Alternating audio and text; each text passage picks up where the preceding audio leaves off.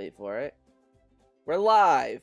Hey everyone, it's Zach, and we have a very special guest today. Introduce yourself. Me, the sheriff guy. People all know me, so I don't feel like I have to introduce myself. My iconic voice. I don't know why. Gonna go off on a tangent here. People always tell me that I should do voice acting, and I think my voice isn't that good. Come on, there's no need for that. Oh, Diamond, I recognise him. Yeah, it's a lot of familiar faces usually. It's all the same community, I suppose, and they're all sort of one, if you know what I mean. Yeah, I mean, we all kind of, come together around Rehydrated, especially since I made the thumbnail very rehydrated. People see that and they think, oh dear, what's this? Let's see. How's it going? For this new patch. See, I told you, the patch is going to be the hot topic of today. That's probably gonna be the only topic. I doubt there'll be any time for anything else. Yeah, people are just come into the stream. Hey, what do you think of the new patch? What do you think's gonna happen? Yeah, that's why I'm gonna wait a couple minutes before we start talking about that, because I don't want to start talking about it and then some people are gonna come in and like, oh, what about the new patch? And then we have to talk about it over and over again. I'm hearing you talk, and then I'm looking at the stream that's delayed by like 5 to 10 seconds. So it's funny watching you talk, or listening to you talk, and then watching you go like out of motion. Yeah, if you know what I mean. Yeah, it's weird, but it be what it be. That's why I have the studio up. So it's like I'm not actually watching the live stream. I got the studio, so my screen's very, very small. So I'm just kind of like avoiding looking at that. Hey Zach, I went more got Super Mario Maker 2. Oh nice! Is it still on sale? Because it might still be on sale. Because I think it was on sale for $30 or something. So many of Nintendo's games went on sale for like Black Friday, and it was really good. I got Pokemon Let's Go Pikachu for like $25. I got New Super Mario Bros. U for like $25. I got Link's Awakening for like $25 or $30. Like some good deals.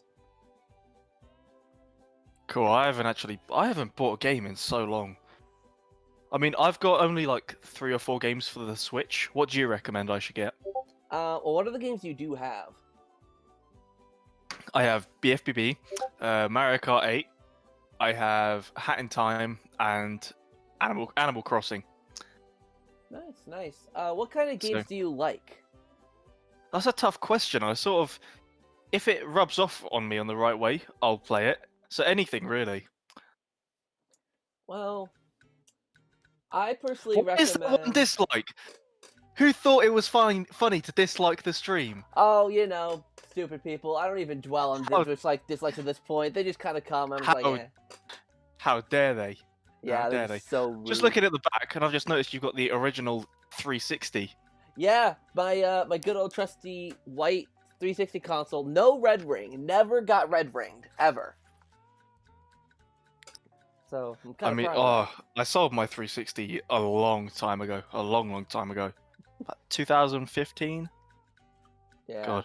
I mean, I keep my 360 for like some of my games. Like I have some Harry Potter games that aren't backwards compatible on the one, so keep the 360 around. Maybe it was Riders in secret. Yeah, Riders was a secret dislike. We found the culprit. Yeah, Riders was like, right, I'm not in the stream. Not having it. Well, I did invite him. I did invite him, but he said he was busy editing videos. So he invited me to his stream he's doing later. So I saw that. But I think I'll be asleep by then because that's like 12:30. Yeah, that's late for you. Saying that, I have been staying up till like 3 or 4 in the morning for whatever reason lately. That's happened to me too. Like where. I'm a bit of an utter.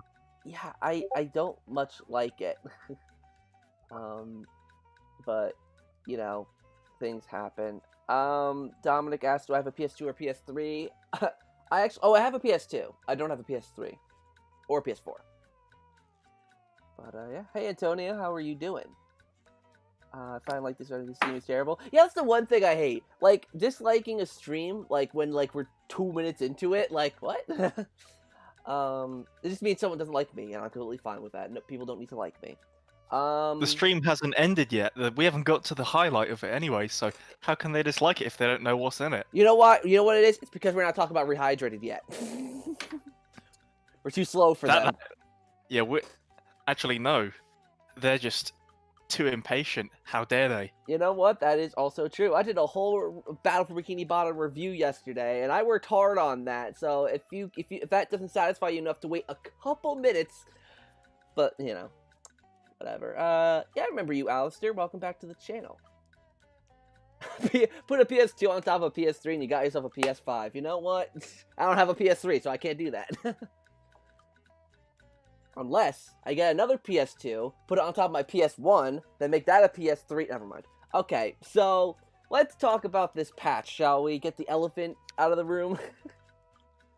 Yeah, that elephant's getting on my nerves a bit. So yeah, let's clear it up. Yeah, get out. So I'm actually gonna show the audience the website here. Hopefully it changed. I set up hotkeys, so I'm hoping it changed. Antonio, no one knows when the patch is gonna come along. No one has that insight except THQ and Purple Lamp. So yeah. we have no idea when it's coming out.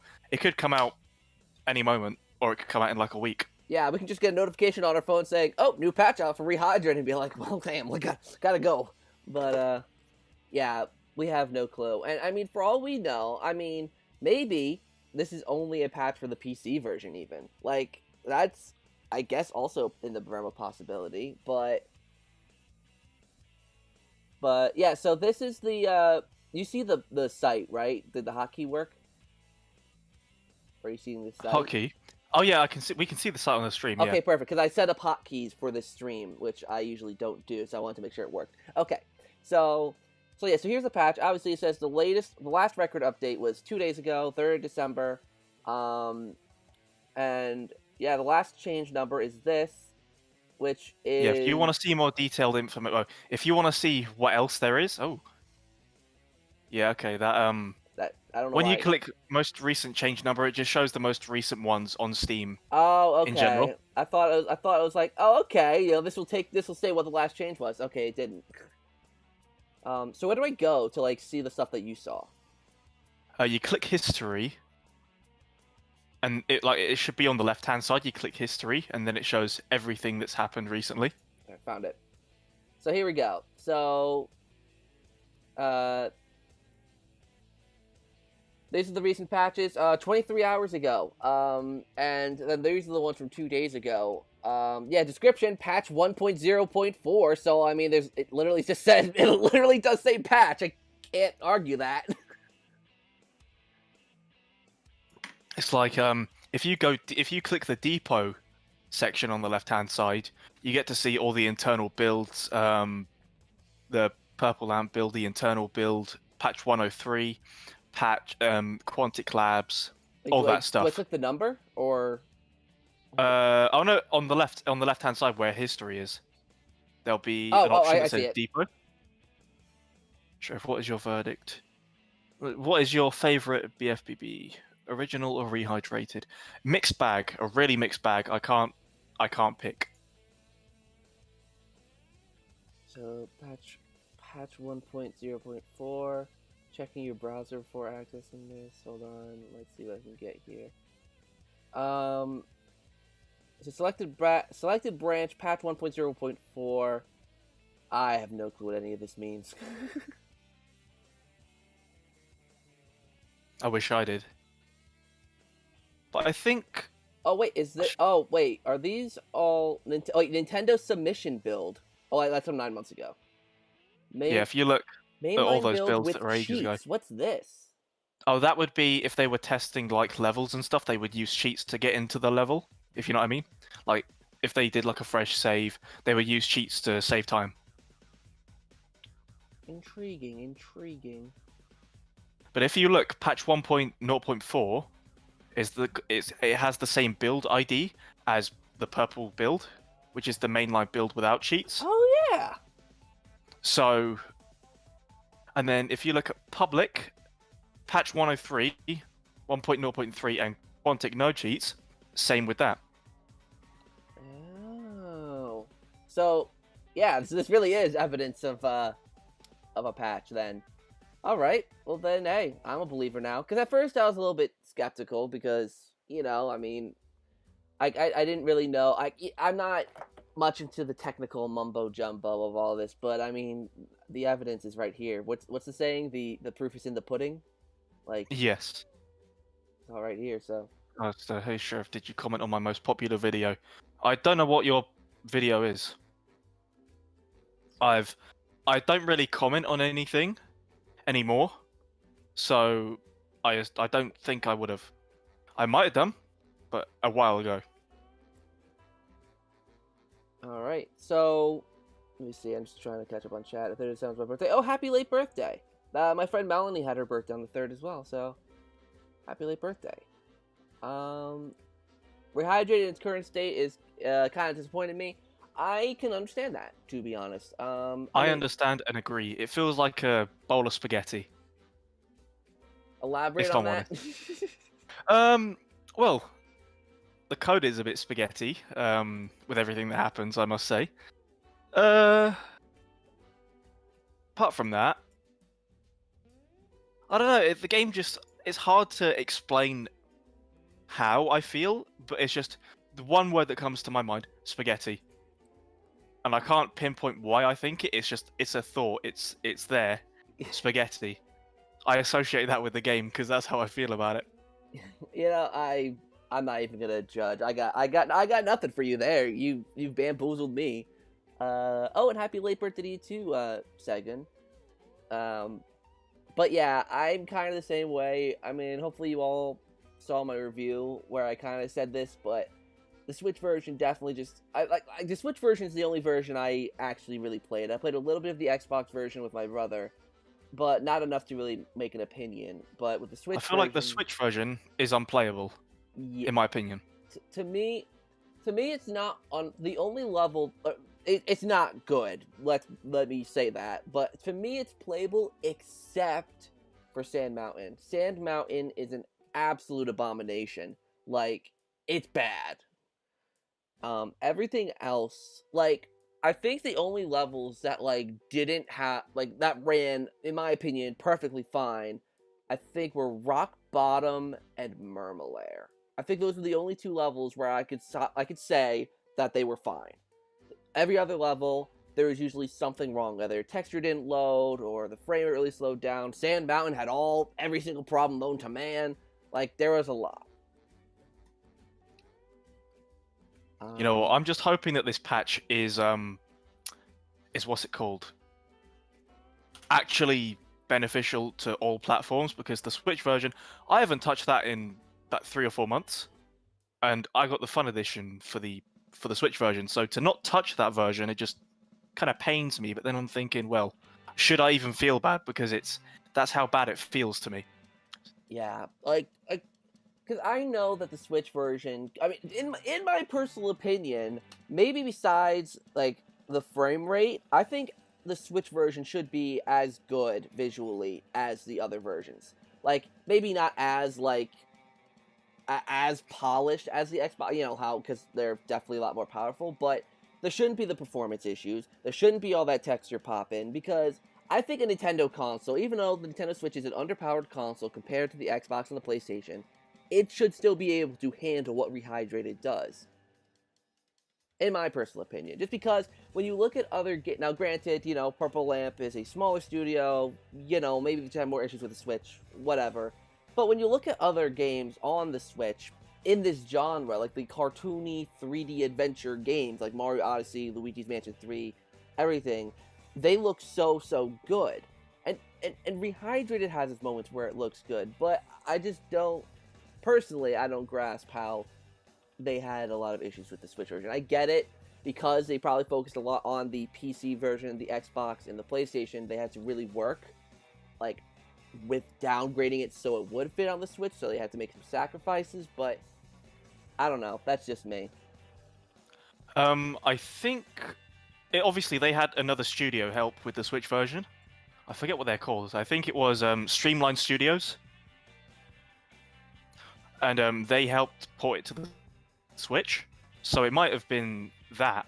It might have been Streamline's, doing as to why it's not as good as it should be. because obviously Nintendo, most of their games are made for the Switch, so therefore they have plenty of time to perfect and make sure it's a proper job. But I don't know. I think it's mostly to do with the fact that they had it handled with another studio just for porting it. Yeah, and I honestly think another issue now I'm thinking about it, because someone brought up the Spyro Reignited trilogy. I think it also might be because it was released at the same time as the PlayStation, Xbox, and PC versions. Because, you know, usually, like with the Crash Insane trilogy and Spyro, they release on Xbox and PlayStation, and sometimes PC, and then a year later the Switch version comes out, so they have a little more time to make sure it's polished. So, I mean... I don't know. No, Baxter Bunny, we're not going to cancel THQ Nordic. I mean, let's be fair here. It is a $30 budget title. So we shouldn't be expecting, like, Mario quality greatness. But we should get something good. Playable. Yeah. The key word is playable. Yeah, playable. Yeah, exactly. Dominic asked, will it be a Switch Pro? I did a whole video on that on Monday, so definitely make sure to check out that video, because we're not really going to talk about that today unless we stop talking, or unless we run out of topics later. But yeah, I guess we can probably go into now what we want to see for a patch, no matter which version it is, if it's for the Switch or PC or Xbox, PlayStation, whatever. And yeah, I guess we'll go one idea at a time, and I'll have my guest start. So, Sheriff, do you have any ideas you want to share? Do you mean what would I like to see, or what we need in a patch? Either. Well, it kind of goes hand in hand with me. I would like to sort of see them polish the game up a bit. Here's an example of one of the many things they need to get rid of. You know, if you stand on a certain... mostly in Rock Bottom, if you stand on like an edge of something, the character does this funny sort of phase in and out thing where the jumping noise keeps playing and the body keeps flailing about. Do you know what I mean? Yeah, I think I get what you mean. Yeah, well, if you're thinking what I'm thinking, that is one of the things I think they need to get rid of, because sometimes they're not... Because with this game, once the sound reaches a certain limit, like when there's a certain amount of sounds playing, the sound completely resets. So like actually, here's I'm gonna go off on a tangent here. There's this bug in the Horde mode selection menu where if you have your mouse pointed at a certain point, it will spam whatever character you're selecting, and then since that noise plays so many times in a second, it resets the music in the background. Oh. So it's like, honestly, this game, it's such a piece of spaghetti. I don't know where to start. I really don't. I don't know where to start. They just need to fix it, make it playable. Oh, well, I've actually encountered a problem when I was replaying the game. I don't know if you noticed this, but I noticed it because I nearly died multiple points from it. On the final boss, I mean, this probably happens like other places in the game too, but I noticed it on the final boss. I was at the end where I was shooting the cruise bubbles into the brain, destroying the fuses, and after I destroyed, or after like the cruise bubble exploded, SpongeBob started to tiptoe. He started to tiptoe forward. What? Yeah, it was... I don't know how to describe it. I would have footage, except for some reason, Switch, you can't do the screen record capture thing. Yeah, I don't know why you can't on that game. Yeah, that's another thing they should probably add, too. Especially if they want us to share the different bugs that we're having. But yeah, like, I'll be cruise bubbling, and then, like, it'll explode, and all of a sudden I'll hear... And SpongeBob's moving forward. I've actually had that on a few, like when you put the bubble into, like if you fire a cruise bubble at a button, I've noticed that actually, like in the hub world, you know, when, you know the platforms between the houses where you have to bubble bash upwards? By the houses, by SpongeBob Patrick, yeah. Yeah, that one, I've bubble bashed up, and then he's crept forward, like as the animation's playing of the platform popping into existence, I can just hear the little piano noise, and I'm thinking, oh, for God's sake. It Yeah. feels just like the original, because sometimes that noise would persist. We'll talk about a faithful remake. Yeah. There's just so many things. Okay, this is one of the things that annoys me. Actually, no, you go, because I already said something, so you go now. Oh, wait, no, you just did. One Yeah. thing that annoys me. Sorry, I got so confused there. One thing that annoys All the good? hell out of me is when I'm doing a. Well, actually, okay, two problems I have with the Bubble Bowl. So this is kind of 2 in 1, but Bubble Bowl. Firstly, the Bubble Bowl's physics are horrible. There's one spot in the Murmur layer where you have to send a Bubble Bowl to the spinny platform so that a platform would lower, so SpongeBob could jump onto it and then go up. Oh my God, there's a rock in the way. pebble in front of the thing, and whenever you use the Bubble Bowl, it'll bounce off the pebble and go flying. I think they've made all the rocks in that game have actual collision. It's like they just need to look the part. They don't. Excuse me. They don't need collision. Yeah, because it's so stupid, and I hate. So that's one thing about the Bubble Bowl I hate, and then the second thing I hate is when you hold down the button to charge up the Bubble Bowl, the sound effect stops after a couple seconds. It's like, Oh my God, I hate that. and then when you, I feel like something's wrong. It flatlines, and I'm just like, where is it? yeah, it's beyond infuriating. They said the rolling ball arena would be playable. It's like outside of the final boss and credits and stuff like that. But it's not. But yeah, it was available in pre-day 1 patch, but they took it out. Yeah. What's the point? What is the point? Yeah, that's so weird. And what's even weirder is that they said in an interview that it would be playable, but also that it's the first time that, like, you know, now you can play it after the credits. I'm like, that's a thing that was done before in BFBB, I think right? what they meant is you would play it without the credits rolling, so it would be. Oh. It would be the rolling ball arena without the credits rolling. Interesting. Well, they didn't do that. The thing is, obviously in the original you could go to it anytime you wanted, but the credits would roll no matter when you went in there. So yeah, I think they were gonna hopefully make the credits just disappear. Yeah, it's. I don't know. I'm trying to think of some other things. I put this on Twitter this morning. I'm presuming you saw it, but you saw I've been playing with my new GameCube Joy-Cons, and I freaking did. love them. I love them.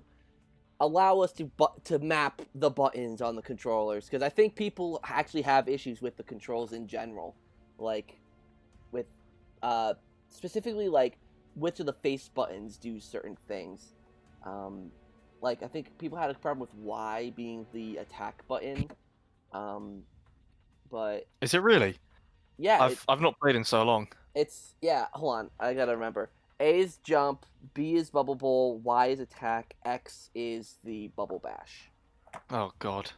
Yeah, so when I play that with my GameCube Joy-Cons, because like whenever I have a GameCube controller in my hands, I automatically think of the original Battle for Bikini Bottom. So it's like I'll try to attack something and end up bubble bowling. I'll try to bash but end up attacking, and I'll try to I'll try to bubble bowl but end up bashing. And it's just, let us map the buttons, please. Yeah, they can't leave the game in its current state. That much I can say. I don't know, it just doesn't seem right to leave it as is. It's like they put all this effort in, and they're just going to leave it hung out dry. Yeah. I mean, I'm hoping that since THQ Nordic bought Purple Lamp, I'm hoping that really means that, like, okay, we bought you, now fix Rehydrated, then you can move on to your next project. I'm hoping that as well, because while the game was in development, they were working on the Guild 3 and Sea of Thieves as well. They were porting Sea of Thieves to Steam. So, I'm just wondering, now that THQ Nordic owns them, they get told, hey, you have to put more dedication into this, you have to put more time into it. Yeah. Evie, we hope to see in that's what we're talking about right now, what we want to see in the latest patch. I'm going to try and catch up with chat a little bit here. When will you stream Revenge of the Flying Dutchman? Hold on. I got Revenge of the Flying Dutchman in the mail the other day. So, I got it. Maybe sometime, hopefully Oh, next yeah. week, I'll be playing it. I really wanted Creature from the Krusty Krab, but it was too expensive. I couldn't get it. But, yeah. I think I've got a PS2 copy of Creature somewhere. It's like under my bed with my collection of games, or it's under my TV desk with the whole load of games there. I have no idea where it is. Yeah. Is it really that good, Creature from the Krusty Krab? I loved it. I loved it. I want a People might remake of that. disagree with me, but I loved it. I mean, I see gameplay, and it looks really, really interesting. Like, I'd rather play that over Revenge of the Flying Dutchman, but Revenge of the Flying Dutchman is $18. Every game store I went online to get these games, because, like, Black Friday stuff, freaking, they were asking, like, $40 for Creature from the Krusty Krab. I'm like, that's crazy. But, No, I found it in like local charity shops for like 50 pence or a pound.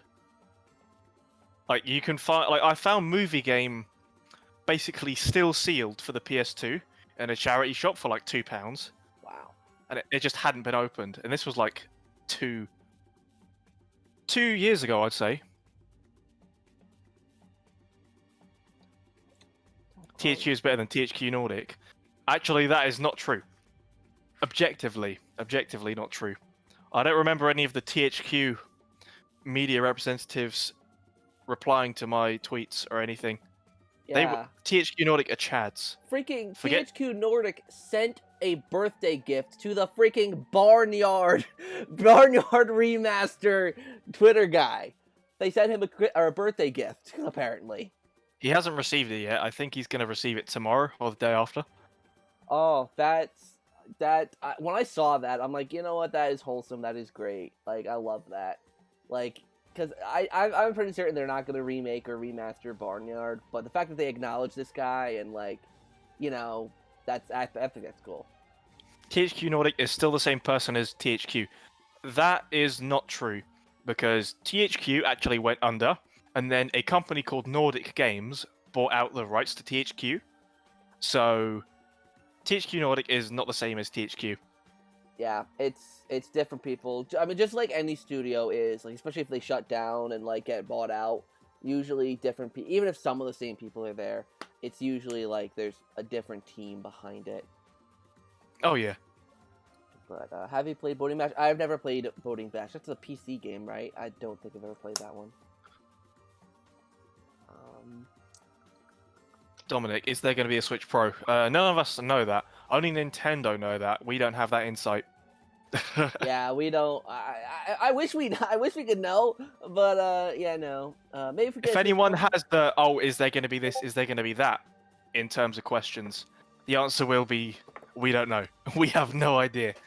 Yeah, like Sheriff and I, we're not psychics. We're not rocket scientists. We're not. Okay, rocket scientists doesn't have anything to do. We're not psychics. We are not insiders. We're not. That's not us. We don't know this stuff. We just talk about the stuff we do know and like speculate or just have a little bit of fun with it, like we're doing with this patch for Rehydrated, which I'm actually hoping actually happens. Knock on wood. But yeah. I really hope that it comes out on all platforms. Wait, what? The patch. Oh, yeah. I mean, I hope because so, obviously too. There's only evidence of the Steam patch, but luckily that's the main platform I play everything on. So I'm not fussed, but I'm just thinking for the other people, like the console players, they deserve to have in on that. So it just kind of seems kind of shitty if they only put it out for PC. Yeah, I think especially us Switch players will just be like, what? Like the most polished version of the game got the patch, even though it's still not completely polished. But we are over here with like barely a product, and we're still waiting. The runt of the litter. That's what it feels like. Wait, what? It feels like the runt of the litter, all 4 platforms, and then that one's left out. Oh yeah, exactly. Would you have checkpoints on the final boss? Oh no, yeah, that's something I'd love for them to take away. I don't think they're gonna because accessibility, I guess. But yeah, the checkpoints on the final boss. Yeah, I don't think they should. They're ridiculous. Well, if Yeah. they can make the game playable to an extent, then yeah, they can take them away. Yeah, like I'll take. I mean, one thing I want, like, even though one of the most annoying things, but something I also really want, ironically enough, they need to calm the talking fish head down in certain boss battles, but bring Oh my him god, back. yeah. Bring him back in the inside of the SpongeBob boss fight, but calm him down a little bit. Every time, like if you in the final boss, if you fall down every time, and if you bounce back up on the trampoline, if you just keep bouncing on the trampoline, it just keeps saying stuff.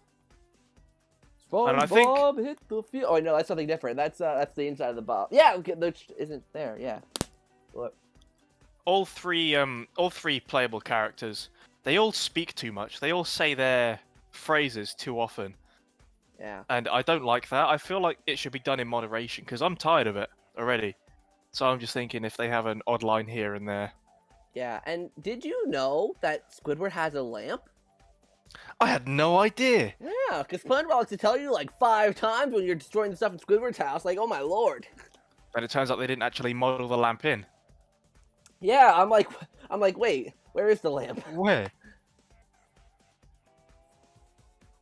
He has a lamp, does he? Yeah. Where then? Shoot. And something else that bothers me, speaking of Squidward's house, the annoy Squidward task, we have to destroy everything in his house, the painting mustache thing doesn't count in that anymore. What? In the original... Wait, what? I was just gonna say I always hit that as part of the challenge. Yeah, well, because in the original game, like, cause you know Squidward will give you a golden spatula if you destroy everything in the room. Yep. In the original game, the painting, you had to hit it for Squidward to give you the spatula. But if you don't hit the picture and you just hit everything else, he'll still give you the spatula. So the painting is, like, you could just leave it. Oh, why? I know, it was just because, like, I always hit it last because it was kind of funny, just, like, you know, Squidward here, hey, and then, like, he's like, okay, but now he doesn't do it, so.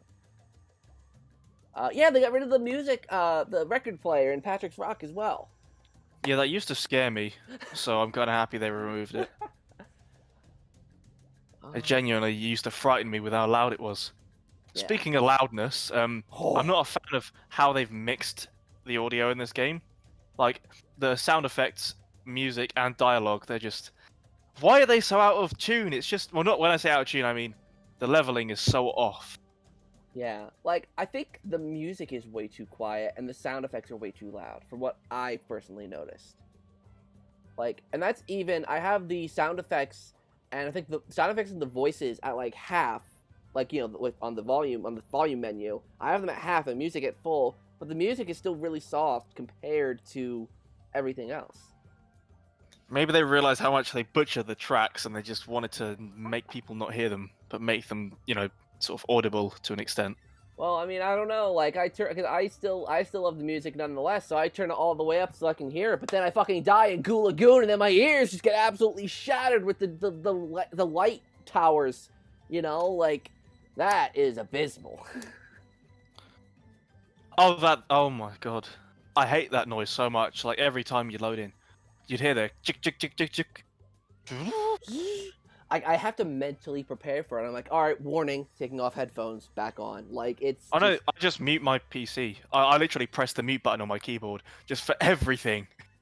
Yeah, it's like, I don't know how, like, those little things. That, and then, I presume you probably know this, because I think it's one of the first things pointed out. In Jellyfish Fields, if you die in that second area after you buy that toll gate behind that wall of tikis, every time you die, you repay the toll. In the remake? Yeah, in the remake. I can't say I've died a lot in the game. Well, intentionally. Yeah. Well, so I didn't know that. Yeah. It's obvious. It's only the only reason people know that is because Shift was trying, like, back when the game was released, Shift was doing some speed running stuff. And he was trying to farm a lot of shiny objects. So he did it in the second half of Jellyfish Field. So he's trying to farm a lot of shiny objects for Mr. Krabs because of his ridiculous shiny objects requirement at the time. And people were like, Shift, whenever you die, your shiny object count is going down. And he's like, what? And Oh, it was like, oof, like that's horrible for a speedrunner. And like every time you get shiny objects, you lose some. Like that's not good. I can't believe that. I genuinely can't believe that. Yeah, it's ridiculous. Oh god, a bunch of questions here. Boss rush mode would be cool, but I don't really think it's needed since you could fight the bosses whenever you want from the menu screen or pause screen. So I don't think that's really needed. The loading screens. Oh god, the loading screens. Please shorten those. Please. Like They're pretty quick on PC, but on Switch, oh my god. yeah. One of the reasons I've not completed the game on Switch, I have not completed it. I'm not in the third phase of the hub because I refuse to play a game that's that broken. Yeah. I've 100%ed it like twice on Steam. Yeah. Oh, actually, speaking of, fun fact: I actually have never 100% beat Battlefield Bikini Bottom because I was too lazy to get all the socks and shiny objects until I played it for my review. I beat 100% for the first time, which is an achievement for me. You know what? I always thought 100%ing the game was the best bit. Like, you know, going around finding all the socks. I think that was my favorite thing to do. But in the remake, I worry about collecting anything because I think, oh, is it going to mess up another counter along the way? So I'm just worried about collecting anything because it's that broken. Yeah, actually, something I should have mentioned in my review, because I completely forgot about it until you just said that. In Kelp Caves, it started me off with 1 crystal. I was like, okay, thank you. I have to do less now. Thanks, I now have 7 out of 6 crystals. Yeah. Lovely. I was like, oh shit, well, alright.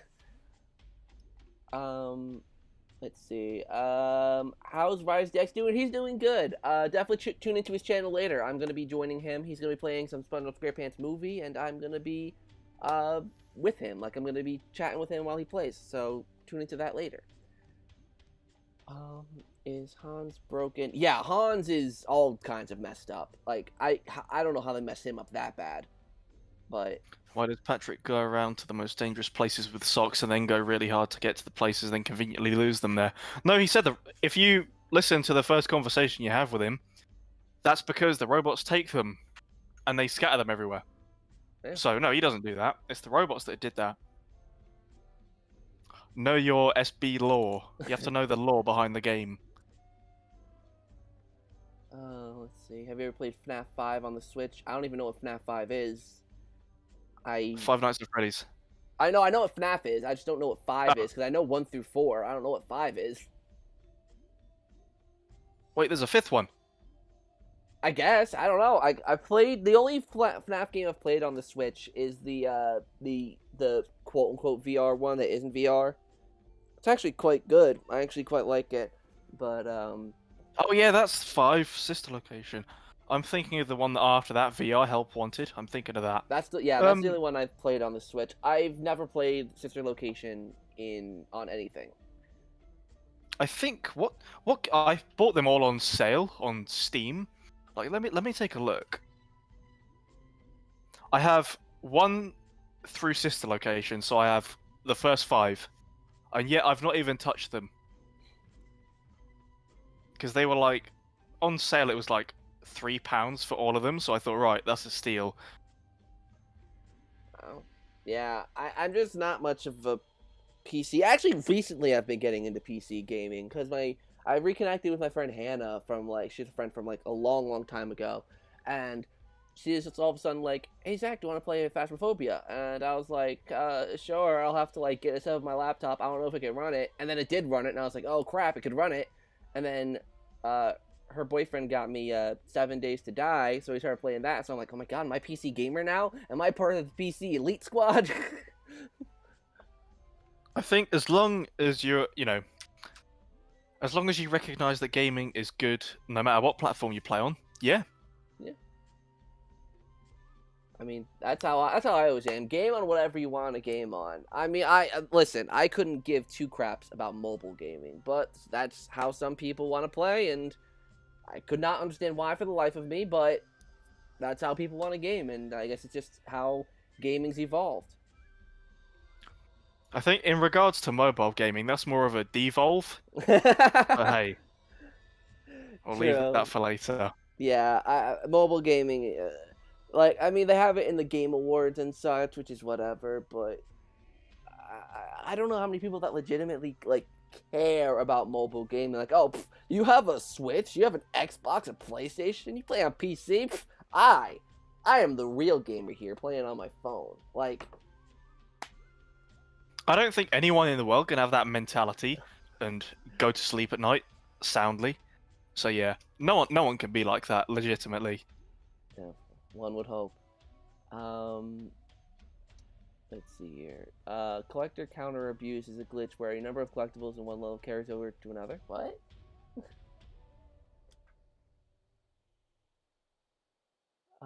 Will Hogwarts Legacy have a demo for the Game Awards? Probably not, because I don't think Hogwarts Legacy is going to come out until like late next year.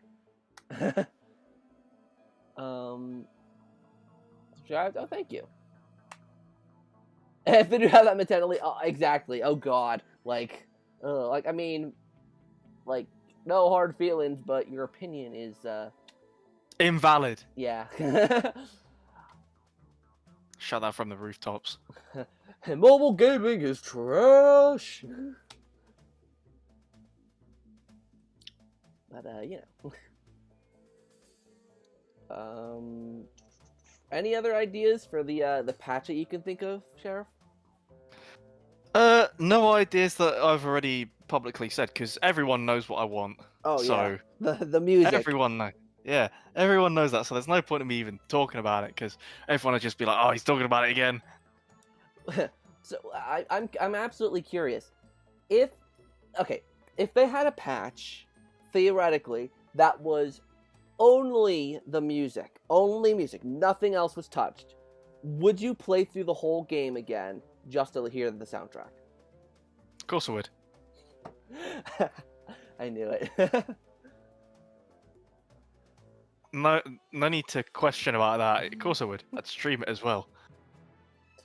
Well, I mean, I've got another video to put out that's already private on YouTube, and then I'm gonna wait for the right time and then put it out. Because now doesn't feel like the right time to put it out, if you know what I mean. Yeah. So yeah, there is another video regarding it all. So yeah.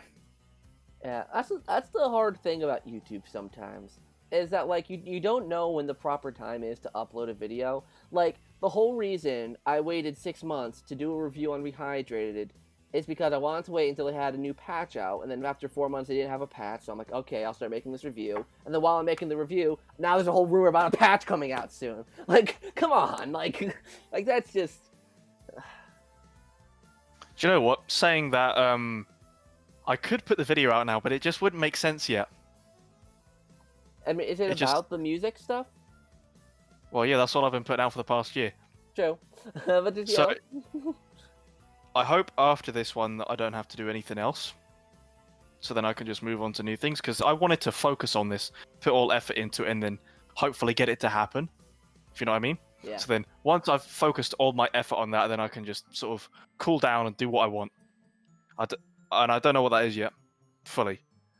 Well, if you can get the, or if you manage to mostly, like, I mean, I don't know how, like, many people, like, because I know the thing with the music, like, was really, like, there were a lot of people that wanted the original. I was legitimately surprised how many people were very passionate about getting the original. I mean, I don't know why I was surprised, but I just didn't think there were that many people that were, like, you know, so hardcore into that. But lo and behold, like, whenever I'd watch your videos, or like even like in the comments of like some of Ryder's videos, or even some of my videos, like, I'll see people like, oh, I want the music to be the original stereo. I'm just like, wow, like, there's like legit like a lot of people who really want that music, and I hope they do it. I mean, I to say I hope they do is an understatement.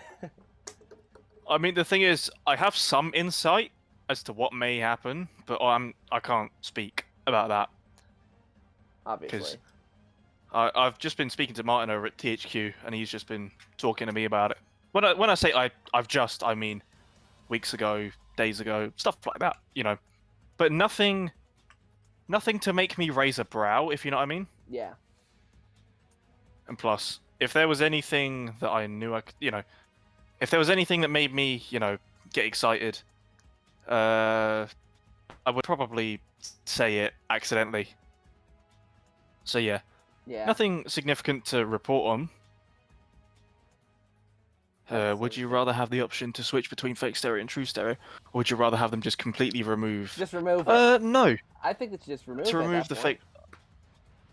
I feel like some people like the remakes soundtrack, so to deprive them of that would just sort of be like, oh yeah, they like it, so why remove it from them just because something is objectively better? Just because it's objectively better doesn't mean it is in their eyes. Maybe they just like the new one for the new sounds they put in. So I keep guess. both, then you can be happy with. So then, you can just both parties will be happy. That's just the way I'm gonna put it. I'm not a fan of them because for Downtown they put they duplicated the track 4 times and put 2 in the left channel and 2 in the right, and I found that out unfortunately, and now I've heard it, I can't unhear it.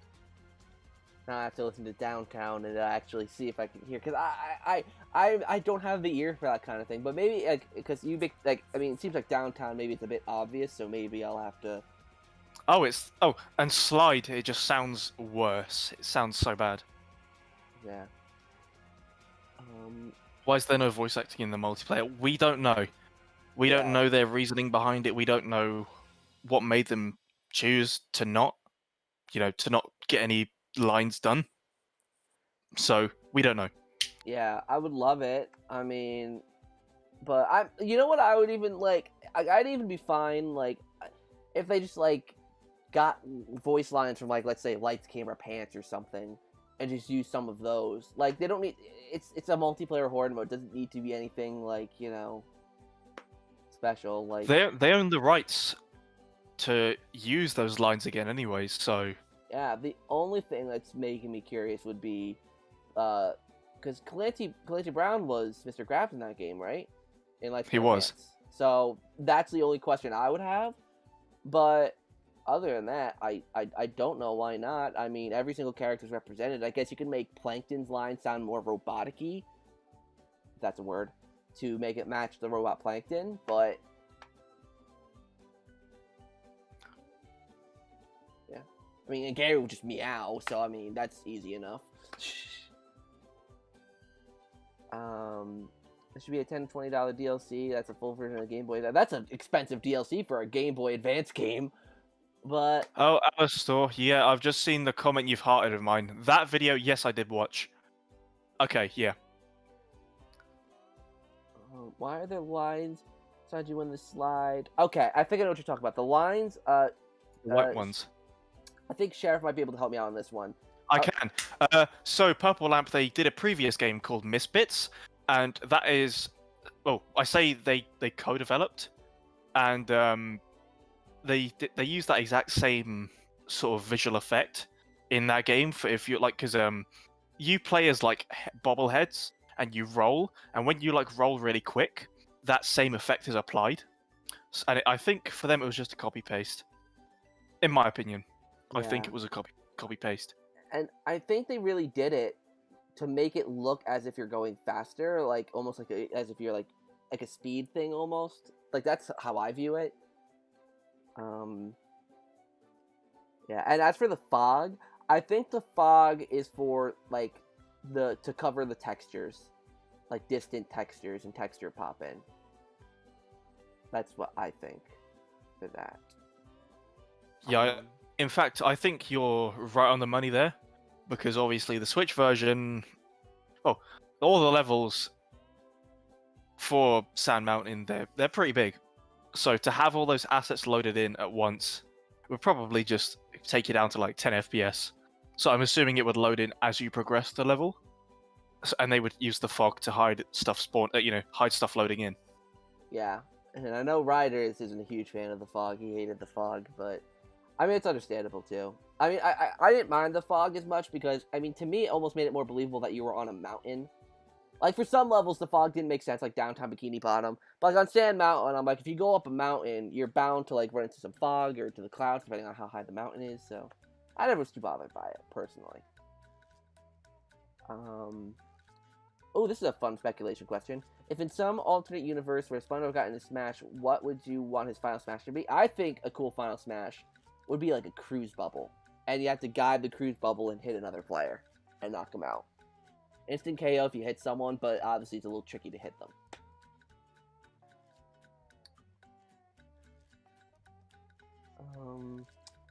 Yes, you should be able to. I'm presuming they're backwards compatible. Xbox One and PS4 versions are backwards compatible to the next gen consoles. That's what I'm presuming. Yeah, they are. So that's all good. Yeah. Yeah. So if you get a next gen console, if you manage to actually get your hands on one, then go for it. In your opinion, how would you like Rehydrated to? Personally, I don't really know why they really did much with multiplayer to begin with. I mean, I get why they did it, but I just don't really think it adds much to the experience. Like, the cut content, I feel like should have been part of the museum. So, like, the museum is 40,000 shiny objects. Like, here's the thing. I like what they do with the museum after that one update. But the problem is, the thing that made the museum in the original Battle for Bikini Bottom so cool is because of the things that were cut.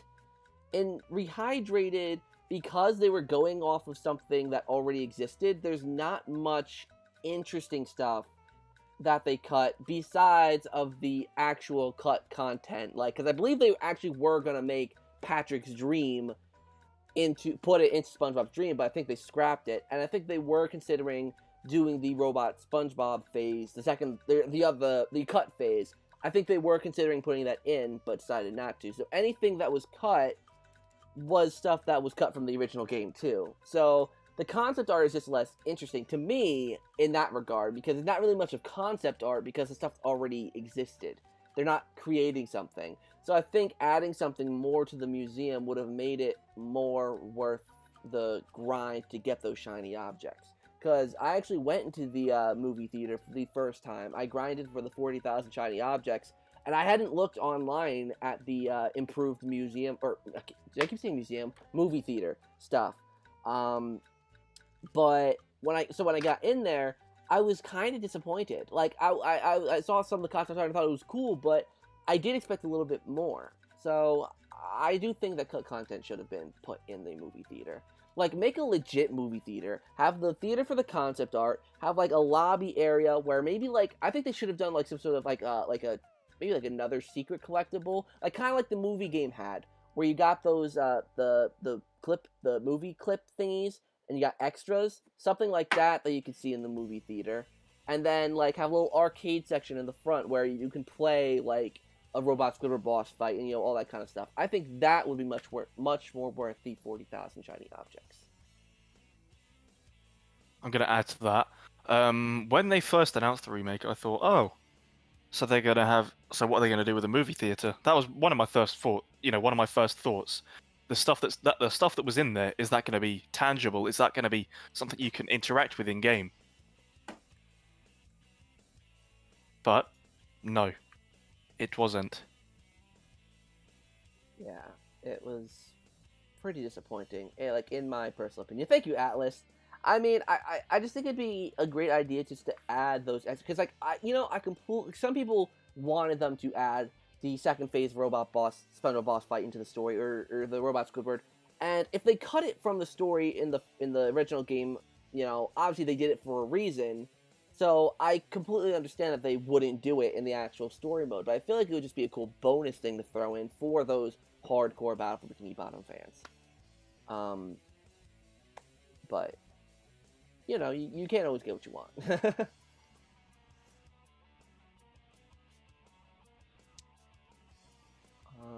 I thought Horde mode for Rehydrated was going to be similar to Mr. Krabs' dream.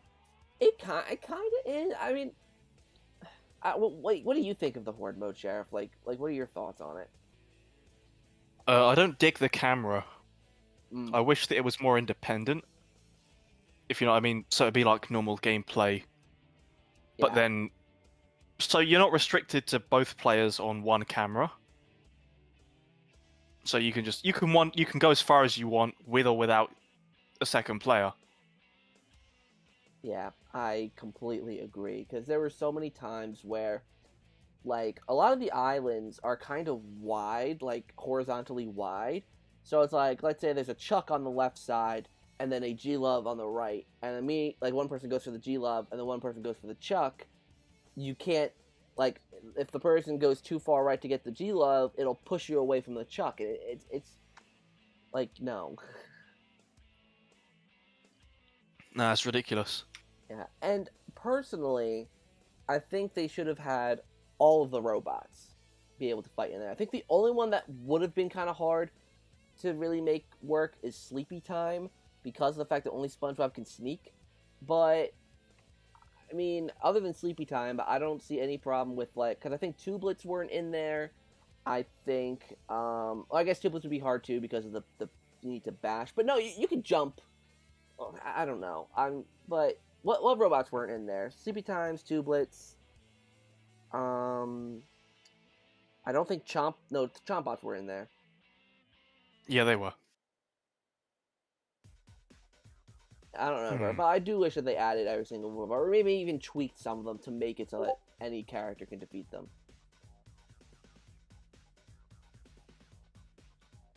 They should. Oh yeah, the camera thing. I was just thinking. Yeah. Oh yeah, the music before they updated it being Rock Bottom. Rock Bottom is, in my opinion, the worst possible choice for music in the background of Horde mode. Like I think. It's Oh the yeah, worst it's choice. just it's a contrast. It's like yeah, the music sounds good, but why put it in such an unfitting scenario? Yeah, like I mean, personally, I don't think much of the sound like Battle for Bikini Bottom soundtrack is godly, but I don't think much of the music really fits the mood besides the boss battle themes, or maybe the slide music.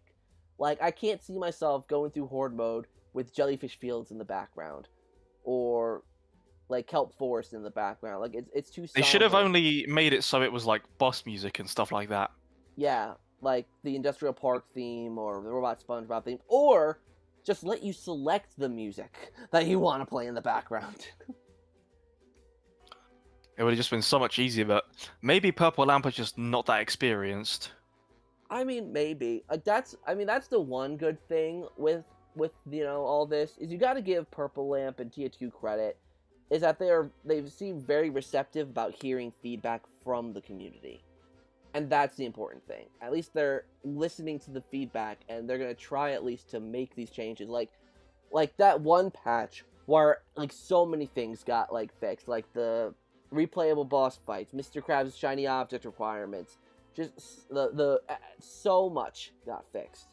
So You know what? They are really open to feedback. In fact, it was my suggestion that made them put the soundtrack on Steam, because I said to someone over there, "Hey, this is something that people would like," and then they just said, "Oh, okay. What I'll do is I'll make sure to note this down. I'll pass this on to the others." And sure enough, I think a couple days after that, the soundtrack was sort of not published, but like it had been listed privately on Steam. yeah, So it goes to show how receptive they are and how attentive they are to the community. The fact that I just recommended it on a whim and they were like, "Yeah, okay." Yeah, I mean, like anything's possible, and like because the last patch was 4 months ago, anything is possible with this patch. Now, I am not saying that this patch is going to be the holy grail, is going to be the patch that fixes everything. I'm not going to say that because I don't want people's hopes to go up. There is hope of it though, is a possibility, but not going to say that it is because it might not be. Exactly. And I mean, for me, like, I mean, there's so much stuff that I would love, in a patch. I mean, besides just the technical things that need to be fixed, there's so many things that I would want, of course, just like everyone.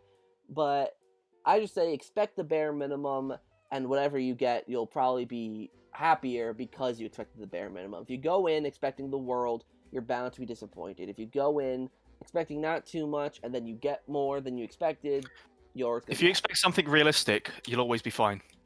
Exactly. And yeah, obviously COVID definitely played a role because, I mean, it was like it came in around March. I mean, in Europe it was a little earlier than the United States. So like right, because didn't like Eastern Europe and like Middle Europe kind of get beaten like earlier than at least the United States. I don't know about you there in the UK, but Are we on about the movie? no, I'm talking about the like COVID, like how things got shut down. Like Oh my god, this was like February, March time.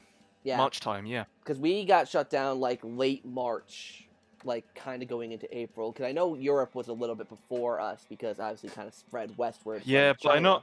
I'm not going into lockdown like 2 weeks early. That was such a big fuck up. Is that a question for me? That's a question for me. Look at you! Oh, do I have any more news about the stereo tracks for BFBB? Uh,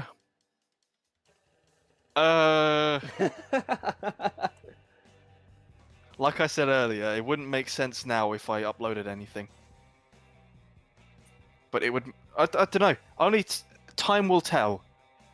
Well, yeah, time will tell. Time will tell. Smart move. I'm gonna say nothing. Yeah, sometimes saying because like it's something that's so hard when like there are big things that are like that you're trying to work on because like I am currently in a big project, quote unquote, that's starting to hopefully get somewhere, but I can't say anything. It's just it's hard. It's hard to keep secrets. It's hard to like not say things you might not be allowed to say. It's hard. But I appreciate the thought and the question as well. I mean, the thing is, if these tracks do come out, it's basically uncovering a piece of the game's history. That's the way I look at it.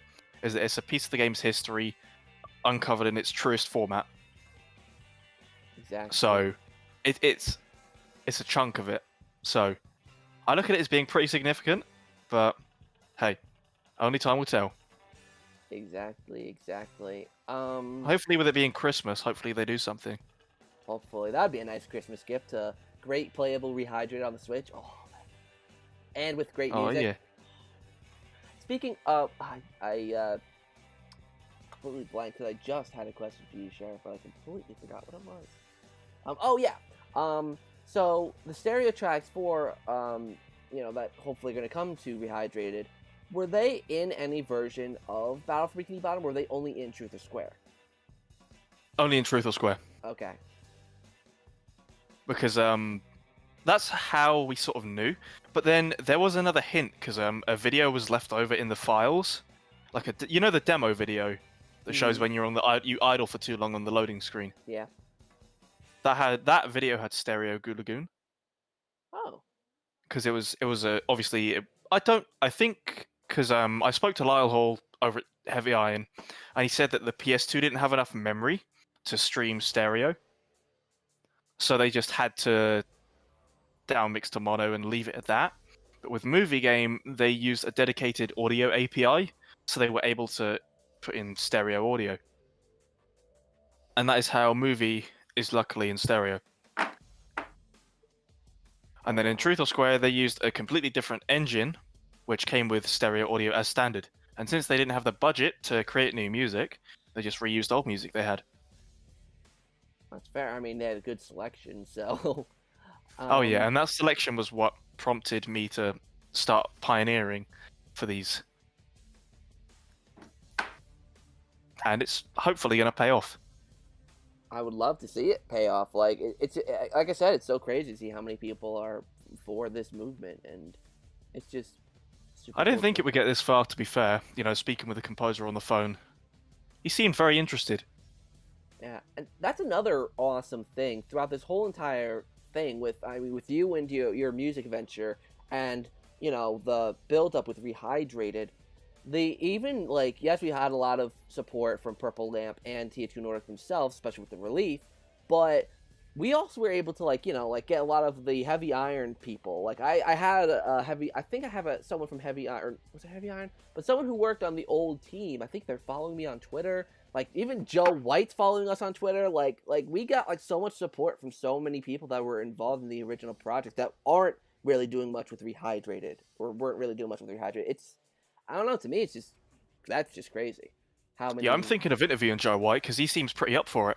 Yeah, Joe. Like the fact that I know so many people give Joe White crap for imposter crabs or whatever, but I kind of like it. Like I mean, maybe it's because I grew up with this kind of charm at this point, but Yeah, he said. I think he said to me he would, quote unquote, shit himself if he saw Clancy Brown.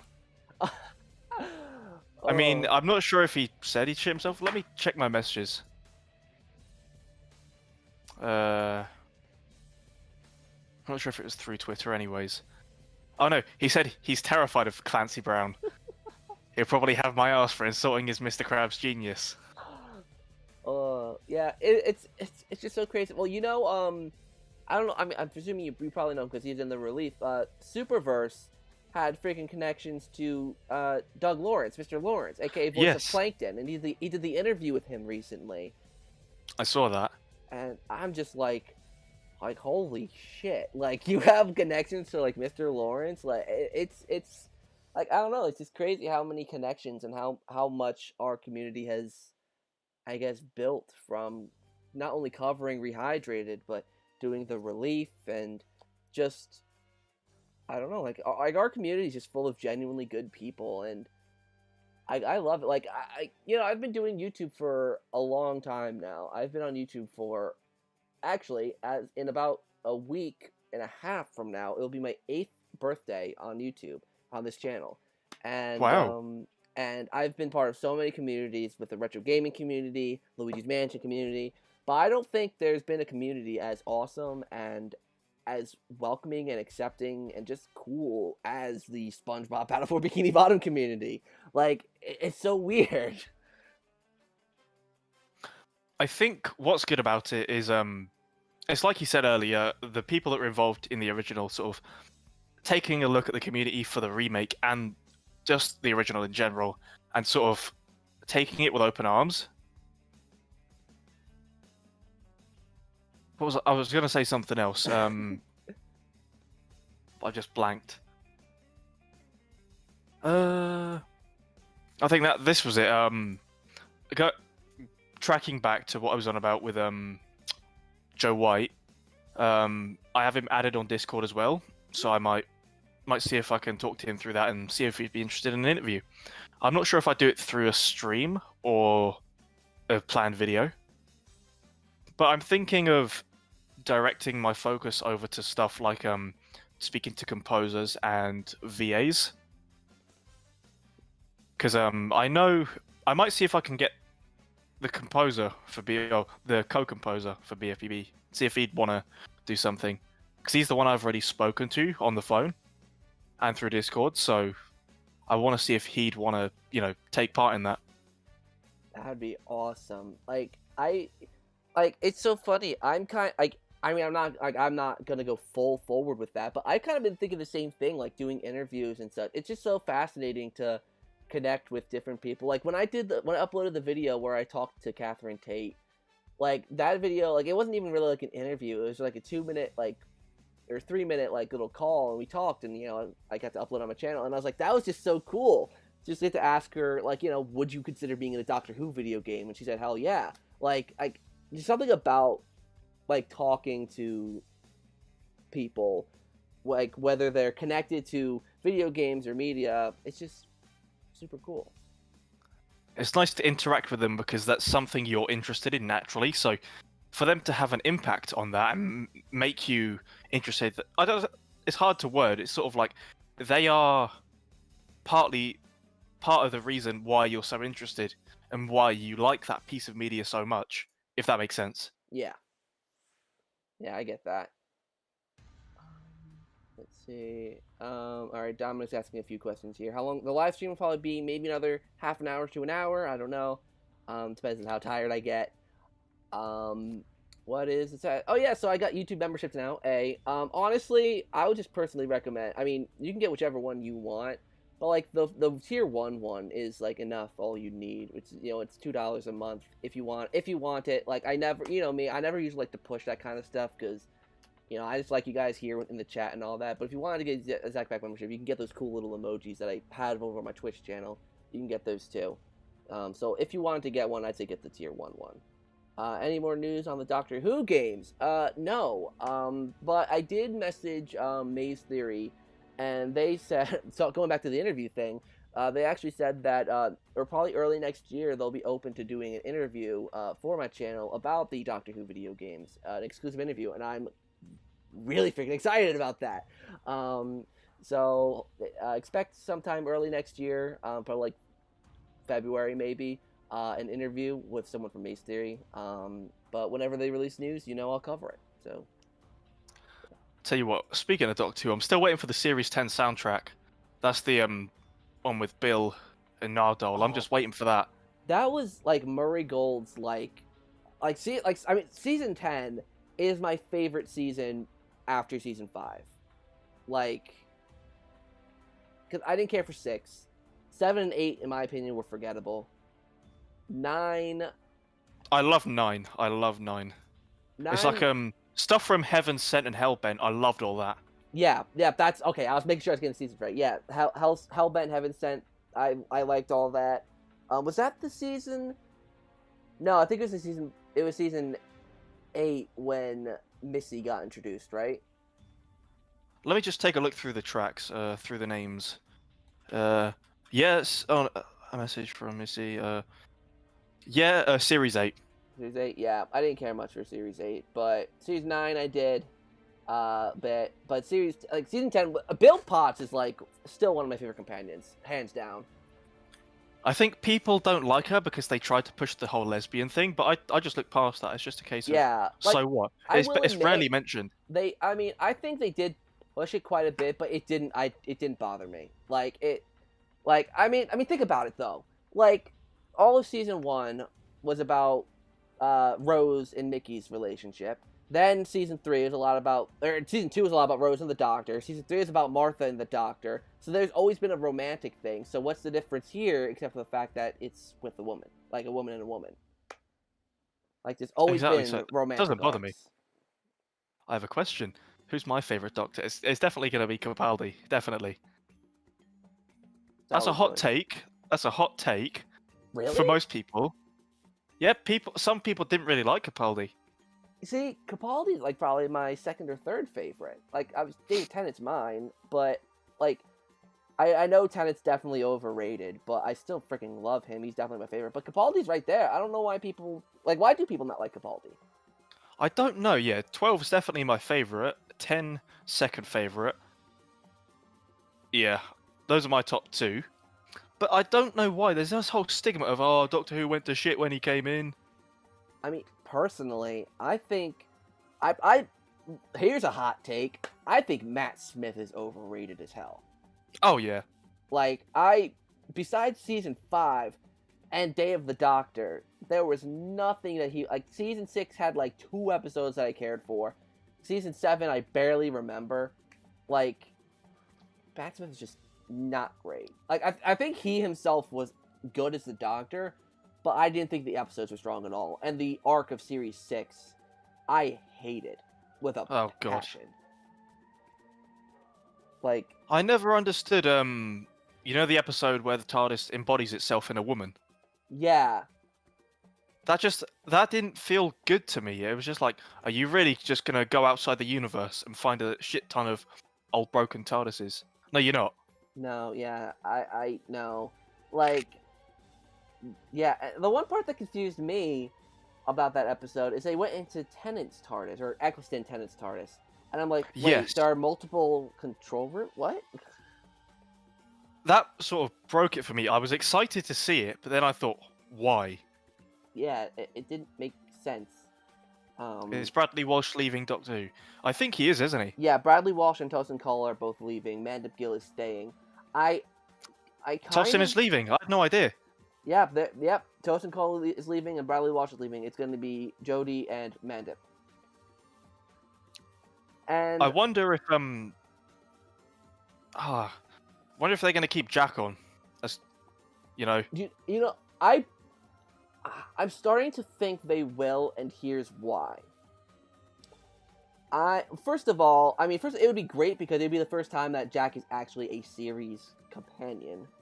I mean, Barrowman, he's a good actor, so I want that to be fulfilled because he was just sort of a side character that would pop in every now and again. Yeah, and yeah, having him back full time would be great. And I think he is, because I don't. This is gonna be a disappointing thing for a lot of people. I've said this on Twitter.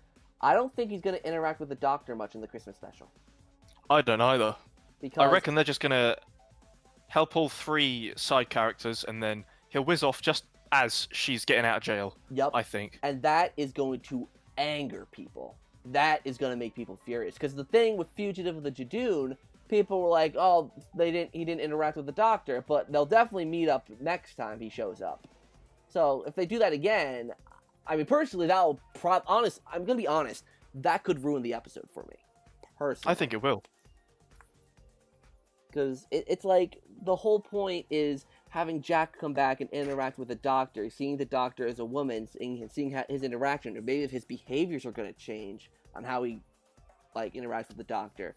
I mean, probably not, because Jack literally will bang anything with a face, or even without a face. I don't know. It's Captain Jack we're talking about here, but I don't know. I think that's the problem. We just don't know what they're going to do. I'm not really a fan of Chibnall's, episodes and the stuff he co-writes. Yeah. I don't even know, why did they take him on? I don't know. I mean, the one from season 3, the 1 week episode that I can think of is 42, which was written by Chris Chibnall. That's the only episode from season 3 that I'm like, that's kind of, maybe besides Gridlock as well. But I didn't hate Gridlock. 42, I mean, I don't know. Oh, you got another question, Sheriff? Have another question for me. What's my opinion on the RoboSquid boss fight? Does it need to be improved, or does it need to be in the campaign? They need to improve Horde mode. Oh, They need to improve it. It's just the same monotonous, layout. I wish they would do like a rotation every now and again. So it'd be a different layout, a different levels of robots, different amount of waves that you have to defeat to get to the next island. So it's unpredictable.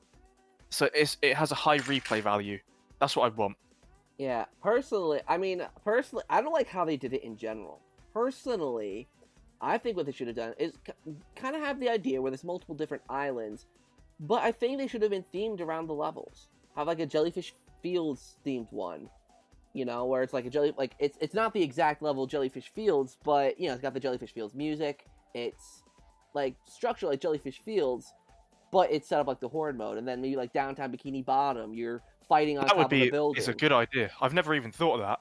Yeah, you could select which level you're playing, like on the rooftops of Rock Bottom, or in the museum, whatever, or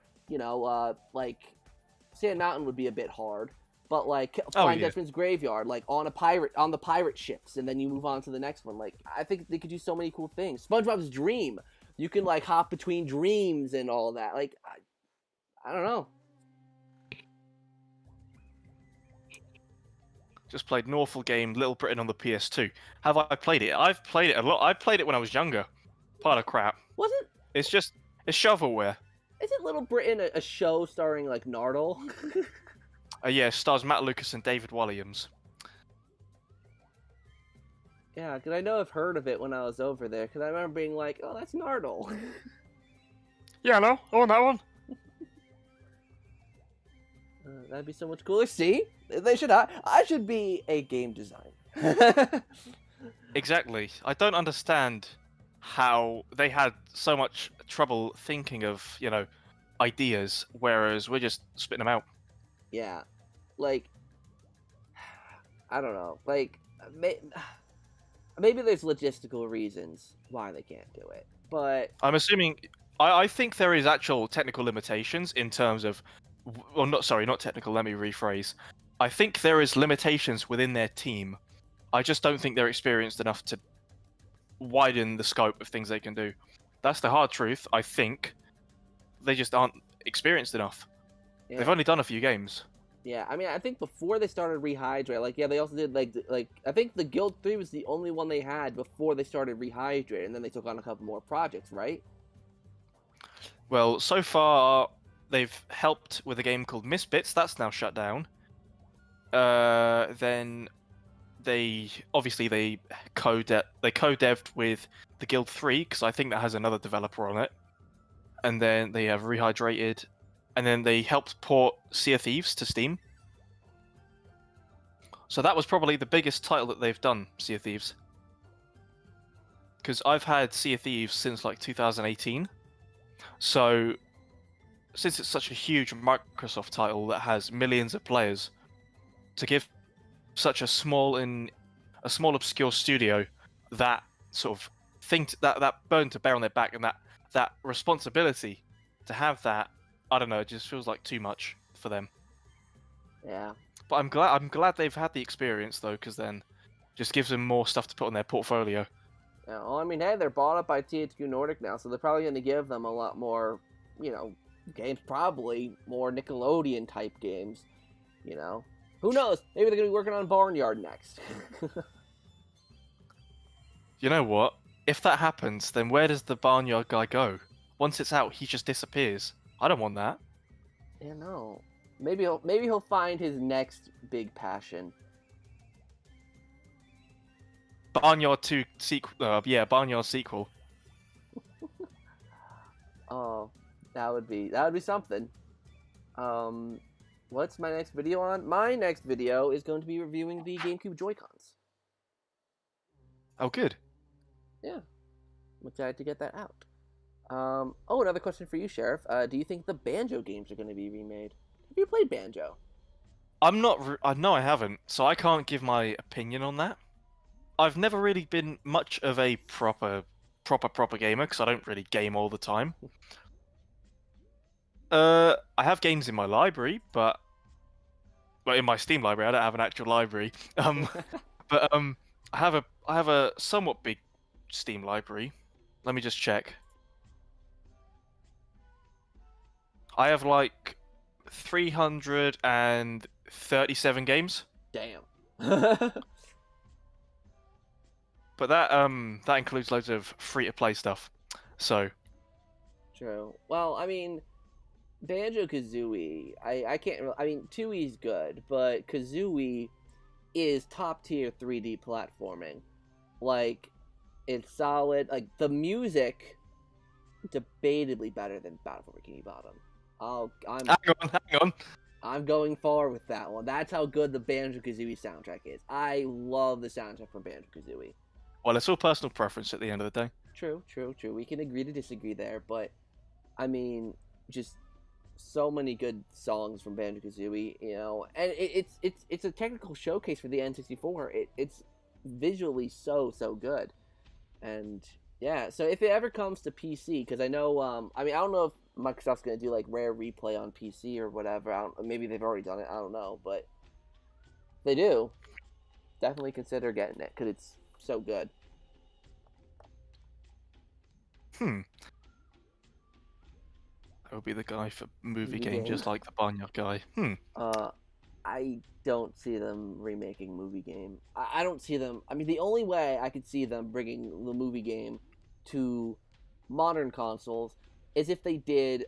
I've always talked about this. Some sort of Nicktoons compilation where it's a bunch of games from a bunch of different Nicktoons. I think it could be in there. Personally, I agree with that. But then again, I reckon if they approached Paramount and said, hey, can we? Actually saying that, since Viacom owns both Nickelodeon and Paramount, they just have to ask Viacom, because Paramount can't disagree with them.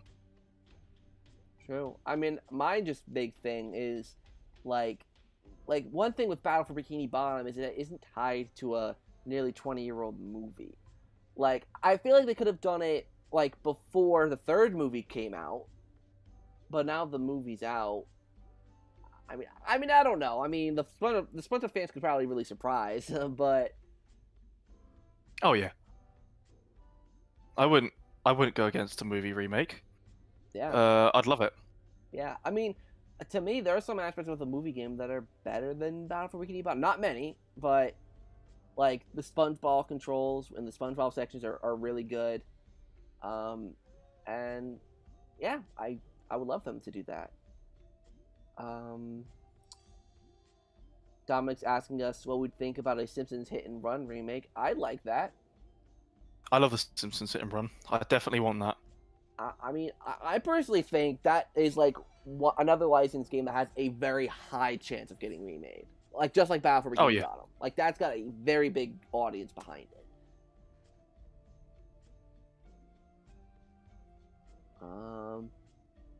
Yeah, I like the Sonic Wave guitar too. The Sonic Wave guitar was pretty cool, just because effective was Yeah, I was a prefer guitar. it.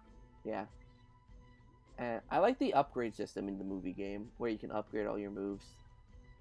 It just made the manliness points feel more worth collecting. Definitely more so than the theater. Yeah, for just a couple pieces of art. Yeah. Is Hit and Run in EA's hands now?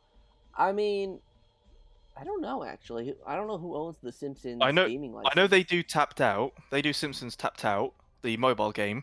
Oh, But I think they can share the license. So Fox would just like if Fox wanted this game remade, they could approach another publisher and they could split the license. So hey, you EA, you stay with Tapped Out. We'll have this publisher do Hit and Run, stuff like that. that's fair. Makes sense.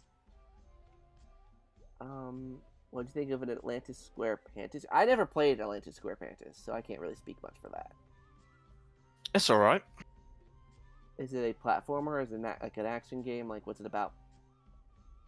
Same devs a creature from the Krusty Krab, but you haven't played that. It's a mixed bag. I mean, it has some platforming, but it's more of a feels like more of a party game in the end. Like party game, almost like Lights Camera Pants, or not as party game? Not as. Okay. It's the way stuff is conveyed that makes it feel like it. Okay. I think I kind Employee of the month. never played it. Neither. That's the PC version, isn't it? The PC Yeah, it's PC game. PC game. I think it's exclusive to the PC. But, yeah. I like to see them remake Road Rage. That'd be cool. I think Road Rage is the Crazy Taxi clone, right? And then Hit and Run is the GTA clone. Because I mix those up sometimes. But That is correct. yeah, that'd be cool. Either one of them would be cool. I'd probably prefer Hit and Run though. The upgraded SpongeBall is OPAF. In Rehydrated or in movie? In Rehydrated, it's pretty OP. Like you can jump as the SpongeBall, which is really really weird. That is tied to frame rate. On the Switch you can jump really high, but since on the PC you're restricted at 144 FPS, since all the physics are most of the physics are tied to frame rate, so the jump isn't that high on PC, whereas on the Switch the jump is really high. Yeah, I always wonder that. Like I can jump onto like tikis and stuff like from the SpongeBob. I'm like that's interesting. I never played Battle for Bikini Bottom on the Game Boy.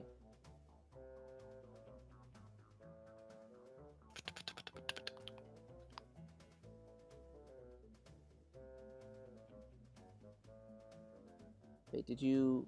It's another question for you. Did you play the Simpsons game?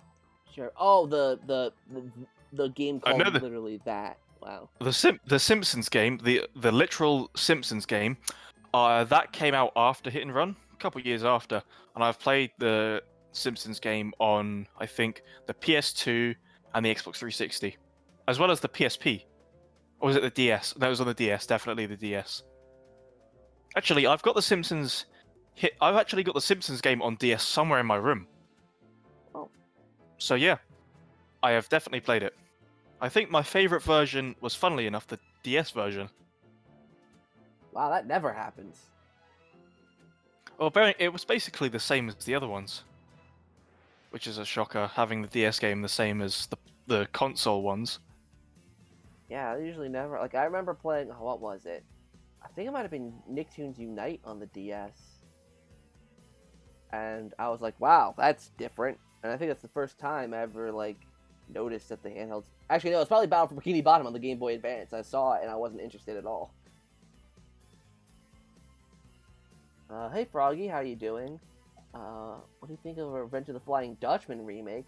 I think they would have to completely reimagine that game, to be completely honest. I mean, I still haven't played it, obviously, but from what I've seen and from what I've heard of Revenge of the Flying Dutchman, I think they'd have to completely rework the game to make it, like, actually something you could sell. Oh yeah, it's currently. I wouldn't say it's good as is. Like, wouldn't put it out there. Favorite Mario game? It's gonna be one of the Mario Karts. Either Wii or 7. You guys already know. Come on, you guys already know. It's gotta be the Luigi's Mansion. I mean, I don't know if you count this as a Mario game, but I count it as a Mario game. It is, because it is a Mario game. Don't worry. Yeah, like, you can't beat Luigi's Mansion for me. Like, it's just perfection. Is it actually his mansion though? You know what? Actually, I'll say technically yes, because at the end of the game, he does own that land. Oh, fair enough. So, I mean, the mansion disappears, and he uses the money that he found in the mansion to build a new mansion. So, technically, yeah. I mean, because he gets a note saying he won the mansion. So, then, you know, there you go. You won the mansion. But then it disappears. But then the money he found in the mansion, he uses to build the new mansion. So, yeah. That answer from Zach was expected. I know. I don't know what you expected from that question.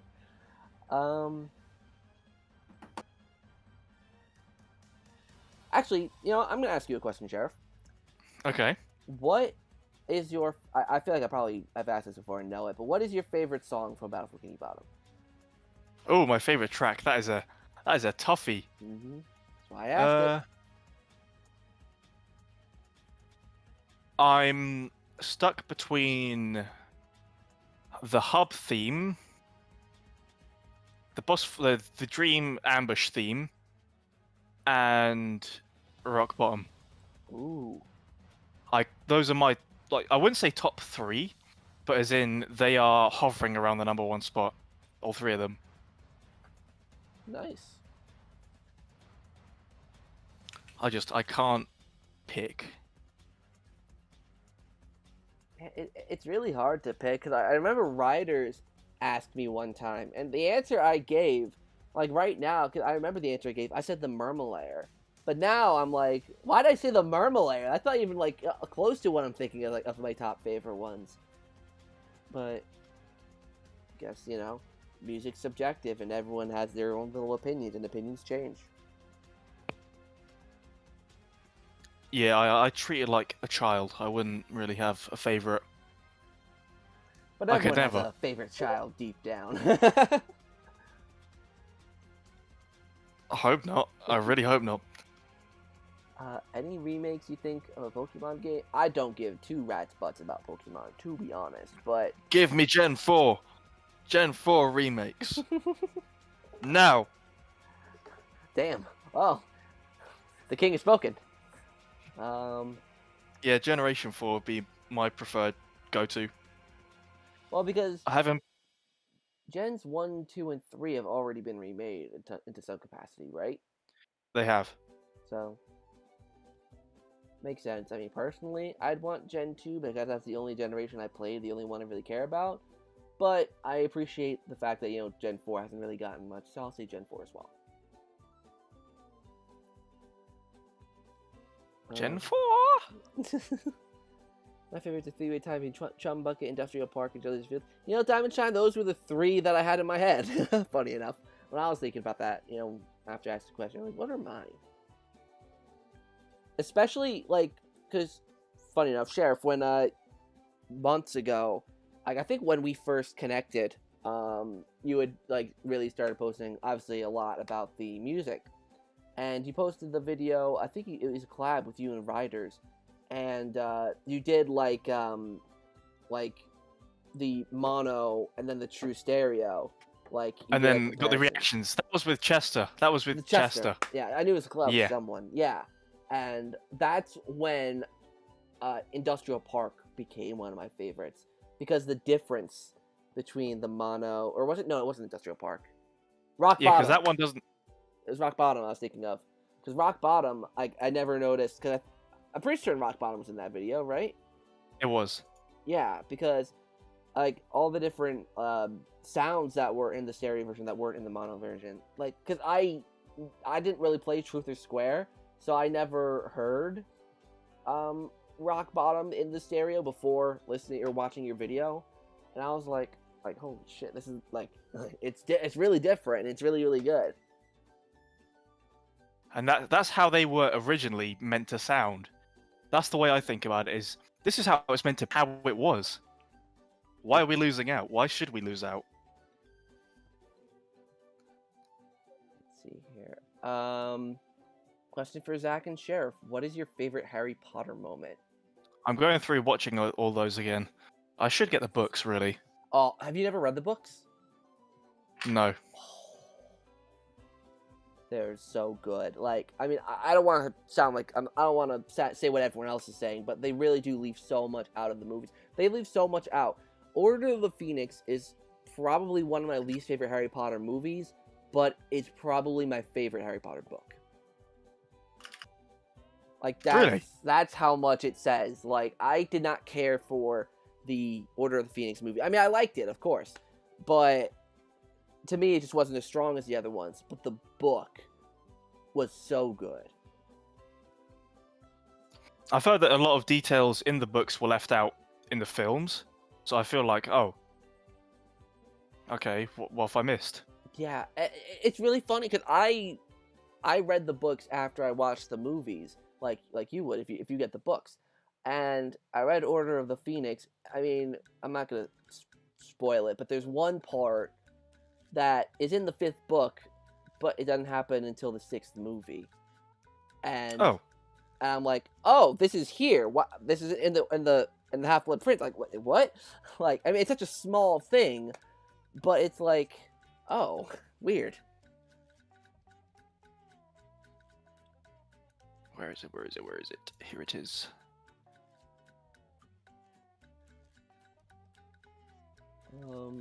Have you seen Fantastic Beasts? I have. I liked the first one, didn't care too much for the second one.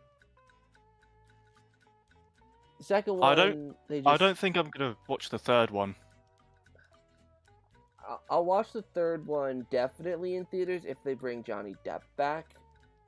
But I mean, Johnny Depp was one of the main. I mean, to me, the only really strong people in that movie. I mean, Johnny Depp was, to me, because I think he did a pretty good job as Grindelwald. Eddie Redmayne is interesting. Weird choice, though. Yeah, it is a weird choice, but I do like him. He's got his own quirky nature, but yeah, it is definitely the charm. Yeah. I feel like I look back on the films and I think, you know what? I don't think anyone else would have been better for the job. Yeah, it's a weird thought process. Yeah, and you know, the thing I'm more so curious about is the later movie, is because I'm much of a Harry Potter I'm a huge Harry Potter nerd, so I know that the later Fantastic Beasts movies are probably going to coincide with some of the things like the Chamber of Secrets being opened and Voldemort going to school at Hogwarts. So I'm wondering if they're going to like cover any of that or like show any of that in the Fantastic Beasts or the later Fantastic Beasts movies. That is something I'd like to see, because then it gives people reason to either go back and watch the Harry Potter films or read the original books. Exactly. So it gives that incentive to have that insight and think, oh, I know what this is. Yeah, that sort of thing. And just thinking about like having like Hagrid come back, because obviously Hagrid was like a main integral part in Chamber of Secrets. Like thinking maybe Hagrid can make a cameo in like the very last Fantastic Beasts movie. It would be really really cool and not canon breaking like freaking McGonagall showing up in the second Fantastic Beasts movie. I mean, I forget why. I've forgotten exactly why it was canonically breaking. Why was that again? Because McGonagall wasn't even born at that point.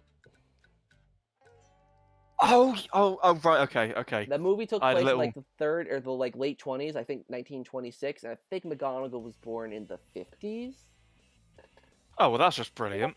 Hold on, Minerva McGonagall. Oh no, born in the 30s. Still, yeah, not for an. Oh, even then she couldn't have been a teacher. Like I think, yeah, she was born in 1935. The movie took place in 1926. Oh my god, that's just brilliant. Yeah, gotta Bloody love it, brilliant. right? Ridiculous. Favorite spell or class and character in Harry Potter. I have to think about this one, so you can go first, Sheriff. Favorite spell or class? Favorite spell. Oh, you can't hit me with that. I suppose Havada Kedavra, because if you don't like someone, you can just off them. Jeez. Well, what are they gonna do? Die. That's what they're gonna do. Yeah. I'd be good at being a wizard. Oh yeah.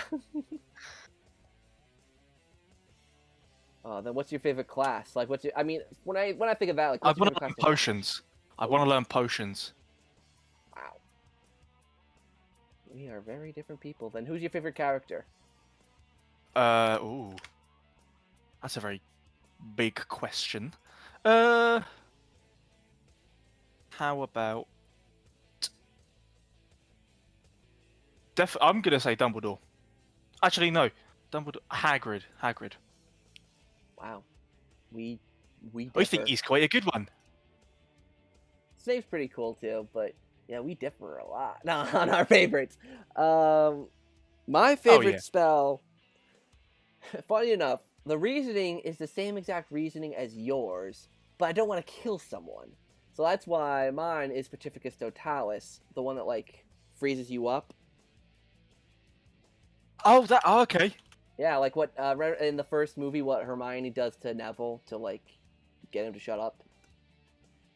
So that's my favorite spell. Class would probably have to be Defense Against the Dark Arts. Oh yeah. I mean, that class is always interesting. And favorite character? I've got 3. Aloha Mora. Wait, what? Dominic Alohomora, said the open locking spell, yeah. Sorry, the chat showed up late for me. So I thought you said Alohomora. I was like, wait, what? Oculus Repair is pretty alright, I suppose. I mean, if you got someone with broken glasses, you'd have to fork out for new ones. Yeah, true. But I feel like that's a very conditional spell or situational spell. Can't use it often. It's too specific. Yeah. Unless you run a glasses repair shop. Yeah. Or unless you yourself have glasses, and it happens a lot. That is the only way I can see it being, useful in any circumstance. Oh, I've just realised. You mentioned earlier about Rock Bottom and the differences it made, and you thought, oh, that's so starkly different. I'm going to send you something real quick. Oh.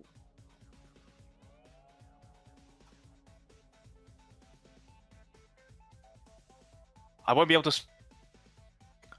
It'll cut out if I'm sending stuff. Oh, are you going to send me both tracks? Yeah. Okay, well, we can listen to those on the stream. So Okay. I'm going to put them about half so that we can kind of still hear our voices maybe a little more than half so the audience can hear it quite well. Okay, let's go and listen to the mono.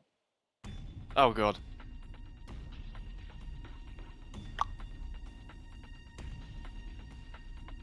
I know you're probably going to hear it a little bit later, Sheriff, but... Literally less than a second of delay, so it's all good. Okay, that's not bad.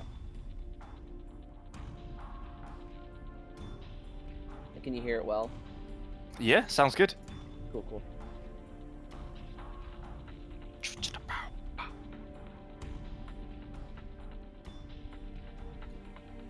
Such a good track.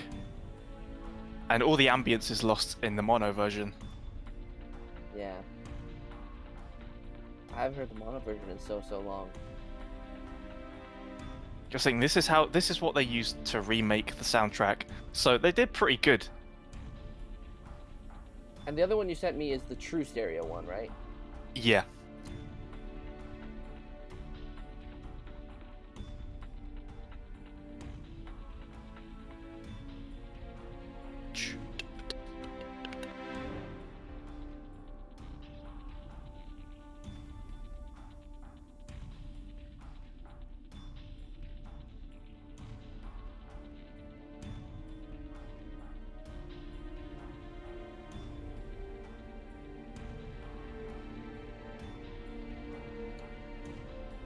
Yeah, people, if you're watching, just put your headphones on. For in a minute. Not for now, though, because it won't make a difference. Yeah.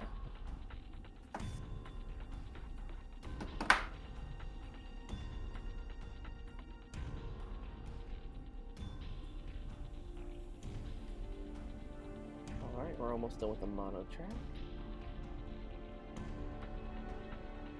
Oh, yeah. And there. So now, let's move on to stereo. I can already hear it.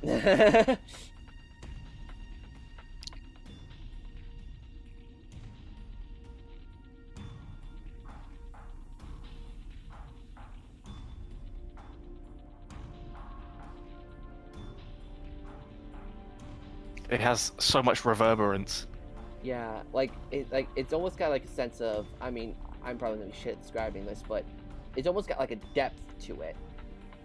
It's kind of like it's around you. You're there. You're in the location. Yeah, like the amount of times like something will like it'll start on my left ear, go like bah bah, and then like move to the left. It's that sort of thing. yeah, it's really good in the background, and it's Listen, not overpowering. listen to the buzzing that goes left to right as well.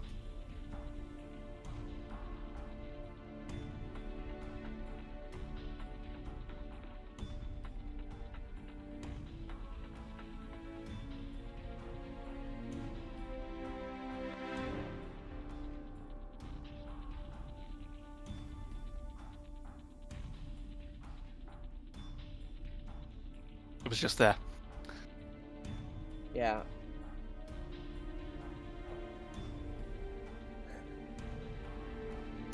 I mean, is there any? What is your favorite track in the game? Mine? Yeah. I think I'm gonna give it to Industrial Park. Oh, I don't have that one. How about the final boss theme? I have that. Okay. Okay. Because that one's definitely second. Let me just convert them into a good format. Yeah, Battle for Bikini, such a great soundtrack. I think there's only one song or one track in Battle for Bikini Bottom that I didn't care for, and that's the music that plays when you're fighting Robot Sandy. I know a lot of people like that one, but to me, I didn't do much. Poseidon. Yeah. Love that one. See, a lot of people like it. I personally didn't, but subjective.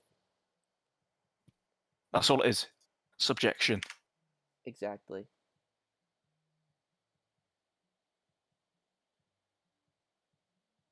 The only fake stereo tracks I like are Goo Lagoon and Jellyfish Fields. I think like there were some fake stereo tracks that I really noticed and I liked. Like Rock Bottom, actually, I think I'm starting to like differentiate the fake stereo from the real stereo. Because for me, it I don't know what it is. I just have a lot of trouble with it. But Rock Bottom started to notice it. But oh, did you send me? Oh no, sorry, that's someone else. No, that was someone else. But I mean, like that's the thing about like the music. I mean, not just with Battle for Bikini Bottom, but in general with game soundtracks. There's so many different complex layers to it. Like obviously, when you heard the stereo version, I'm presuming hopefully you guys, the audience, heard like just how like I said, it's almost like depth. Like Sheriff was saying, it's almost as if you're immersed in the environment because it sounded like it was all around you rather than just in your ear. It's like music has a way of doing that. Speaking of music, we got the final boss theme. I'm gonna play the. Oh, yeah. Oh wait, hold on. Okay, volume's fine. I'm going to play the mono version first, aka the original Battle for Bikini Bottom.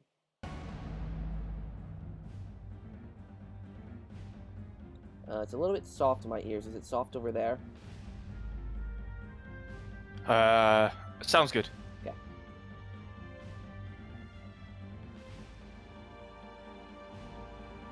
I mean, this track's 2 minutes 40, so you might, if you want, you can skip through it a bit. Yeah, I'll probably go through this part and then.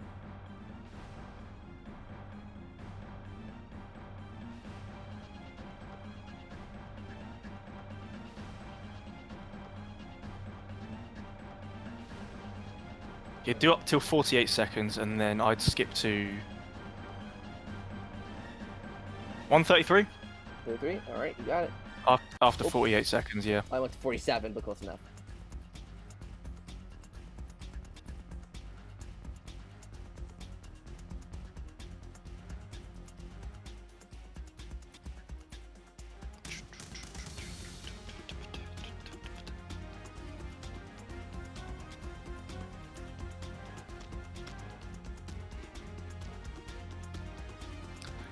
You know what? You could even switch the track right now. It's that different.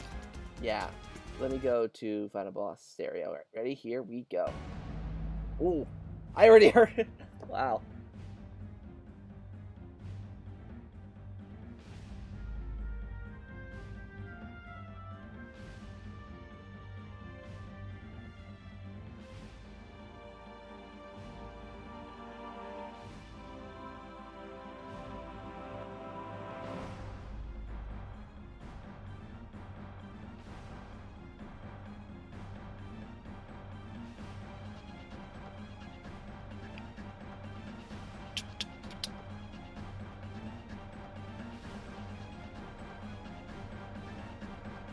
Do the same thing as we went 48. Go to, what was it, 133? 133.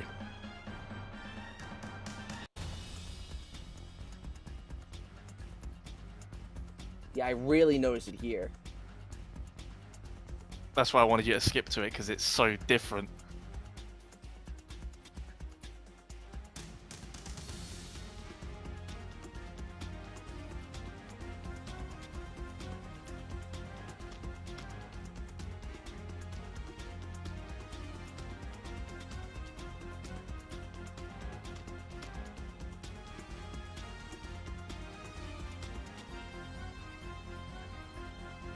Kelp Forest is another one that I would definitely recommend.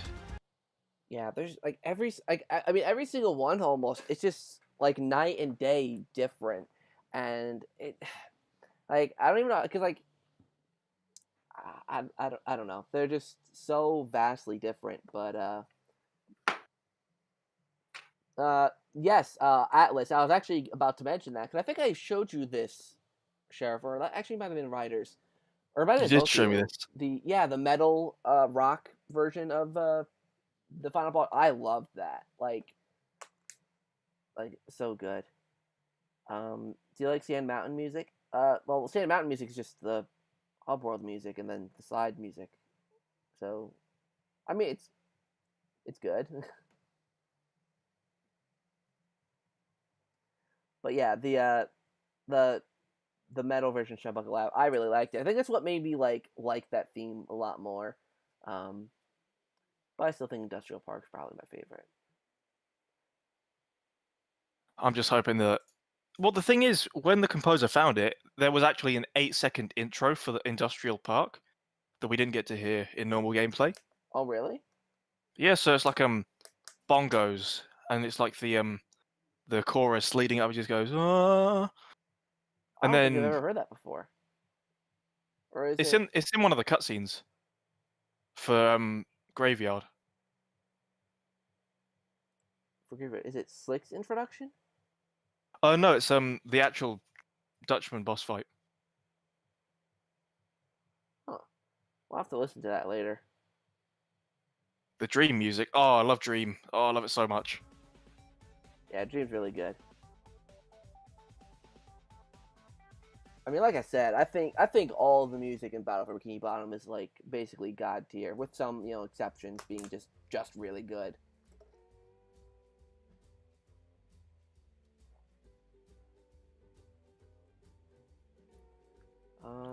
After you beat the Dutchman, yes, it is. What's your favorite robot? Well, that's a good question. What's your favorite robot? Ooh, probably the hammer. Oh, I just like the fact that he just whacks his head into his own stomach. I just thought, oh, you nutter. I He's a get cuckoo that. head. I get that. Yeah, my favorite robot's the Sleepy Time. I like Sleepy Time. Just because I think the main reason I like Sleepy Time is just because of like when I was a kid, anytime I encountered one, like the adrenaline in my body started going because I was petrified. Ooh, which dream is your favorite? Ooh. So for me, it's got to be between Sandy's dream or Squidward's dream. Oh yeah. Probably Sandy's. For me. Yeah. I mean, come on. It's got cows flying, throwing pies at you. What's my favorite SB episode? I don't really watch the show anymore. I don't really have a bias for the show. Like, I listen to the soundtrack of the games more than I watch the show for ratio. I don't really know. Probably Spongehenge. Oh, yeah. That was a good episode. It's very dark, but I really like it. I don't know if I have favorites from the episode. Maybe like... It's almost 1:30. Wow. Yeah, I know. Only a couple more minutes, so like last minute questions. Yeah, last minute questions, everyone. I mean, I'll be in Ryder's stream later, so more so ask questions to Sheriff if you want to hear anything from him. Yeah. Or just DM me on Discord or whatever. Or It's on my channel. Infinite Void in Patrick's stream. I mean, it was cool. It was cute. But I mean, obviously, there wasn't much substance there, so it's hard to say it's my favorite segment. No idea why they put the bubbles there.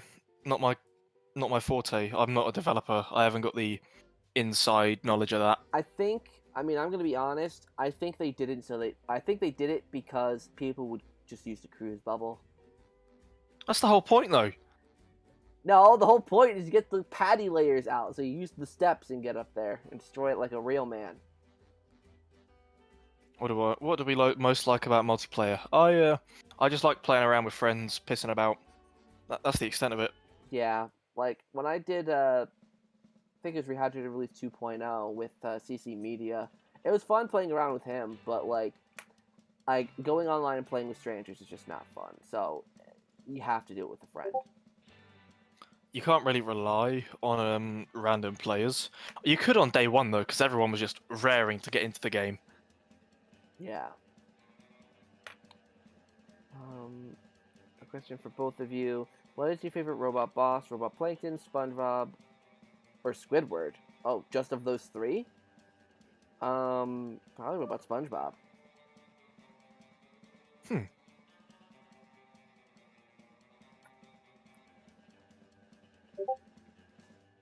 Me, probably the final boss. Yeah, like... What house would you be in at Hogwarts? You don't get to choose. It's the Sorting Hat that chooses. You have no say in that. I mean, I know I'm a Ravenclaw, because every single test I usually get, like, with very few exceptions, I get Ravenclaw. The Pottermore ones, I think I got Gryffindor once, and I got Ravenclaw all the other times.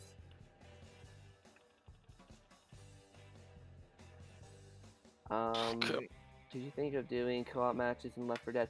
I definitely, actually, funny enough, my friends, Hannah and George, who I played Phasmophobia with, they actually recently got Left 4 Dead 2. So, I definitely want to play with them sometime, and I might do a video for the channel. Probably actually playing the recent update that game got, with the new map. That would be a lot of fun, actually. I have to ask them about that.